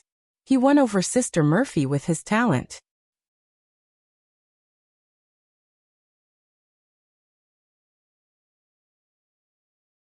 Chapter 319. The performance of Yang Yi and Murphy also ignited everyone's enthusiasm. The guests present were either outstanding university students or people working in the entertainment industry. Even Yang Huan was going to take the Jiangchuan acting major in the future. How could it be difficult for them to perform a small show? Qin, who was the most noisy, was pushed out instead. Everyone let her be the second to perform. Qin did not have stage fright. She confidently danced a rumba. She should have learned it before. This dance was very professional, but it was a pity that it was a solo rumba. Latin dance was basically a duet dance. Rumba required a male and female partner. You advance and I retreat, you retreat and I advance. It was only interesting when they danced in a flirtatious manner. Of course, a solo rumba lacked some flavor. However, no one danced for her.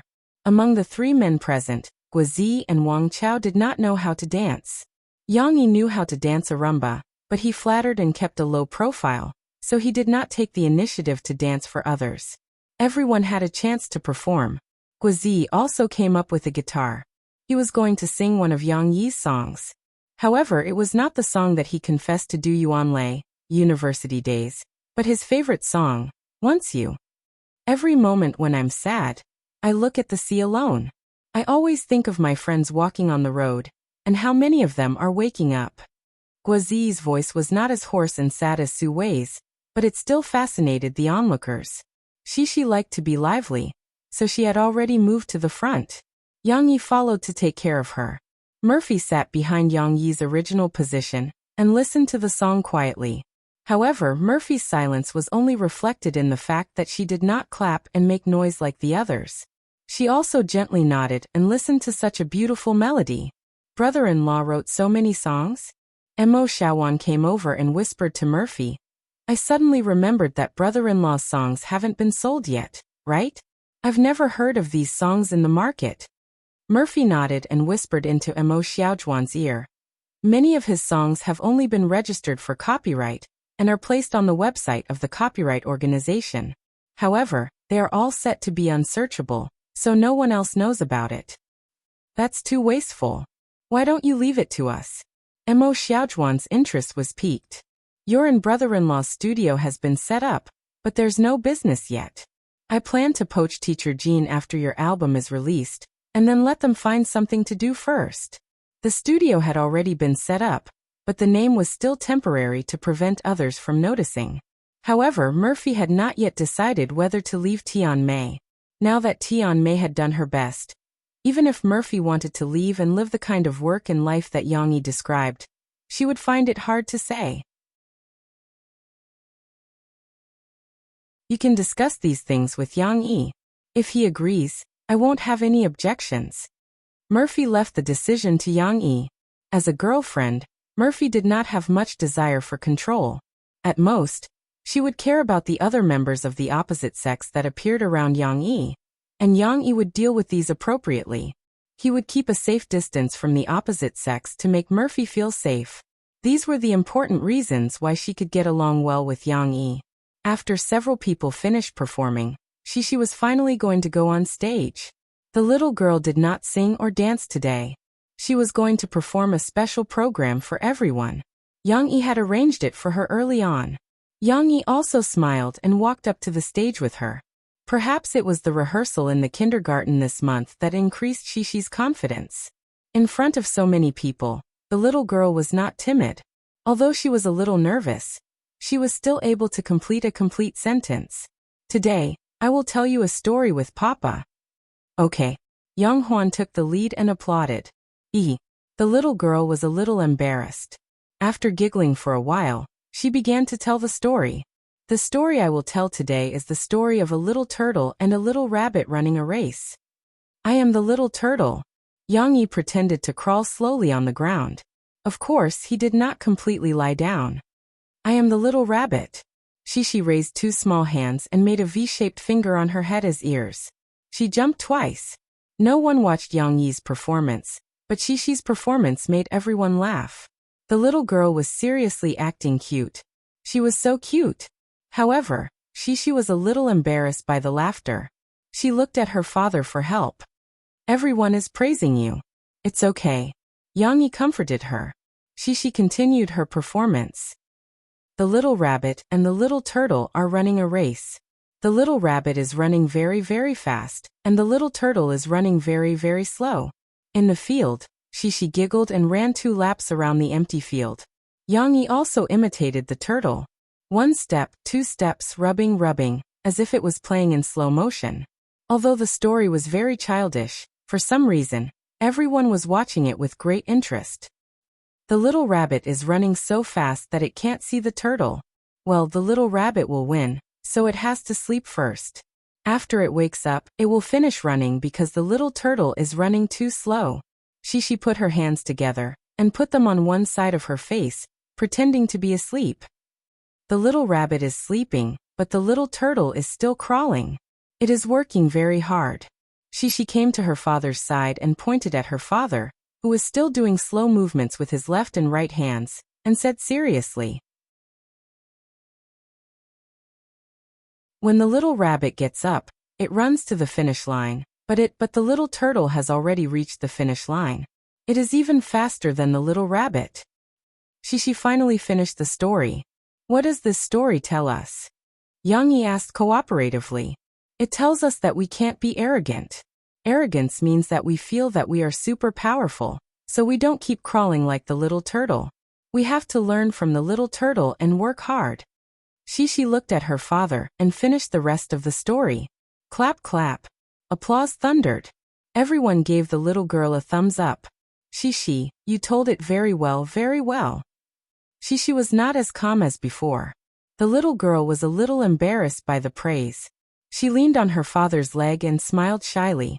My story is over. With that, the little girl ran and threw herself into her mother's arms. She snickered happily and shyly buried her little head in her mother's warm belly. The Christmas party was still going on. Everyone had performed a show, and even Mo Fei was asked to come up and sing a song that everyone liked. I came across the sea to see you. Although Ding Xiang was not as versatile as everyone else, she mustered up her courage and learned to sing a pop song. Her pitch was a little off, but Ding Xiang was the maker of the small pastries at the party. She had worked hard and made great contributions. Everyone applauded her hard.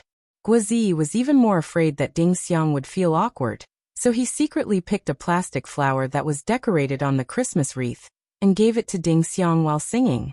This caused everyone to burst into laughter, and Ding Xiang's face turned red from his antics. Everyone was having a great time at the Christmas party.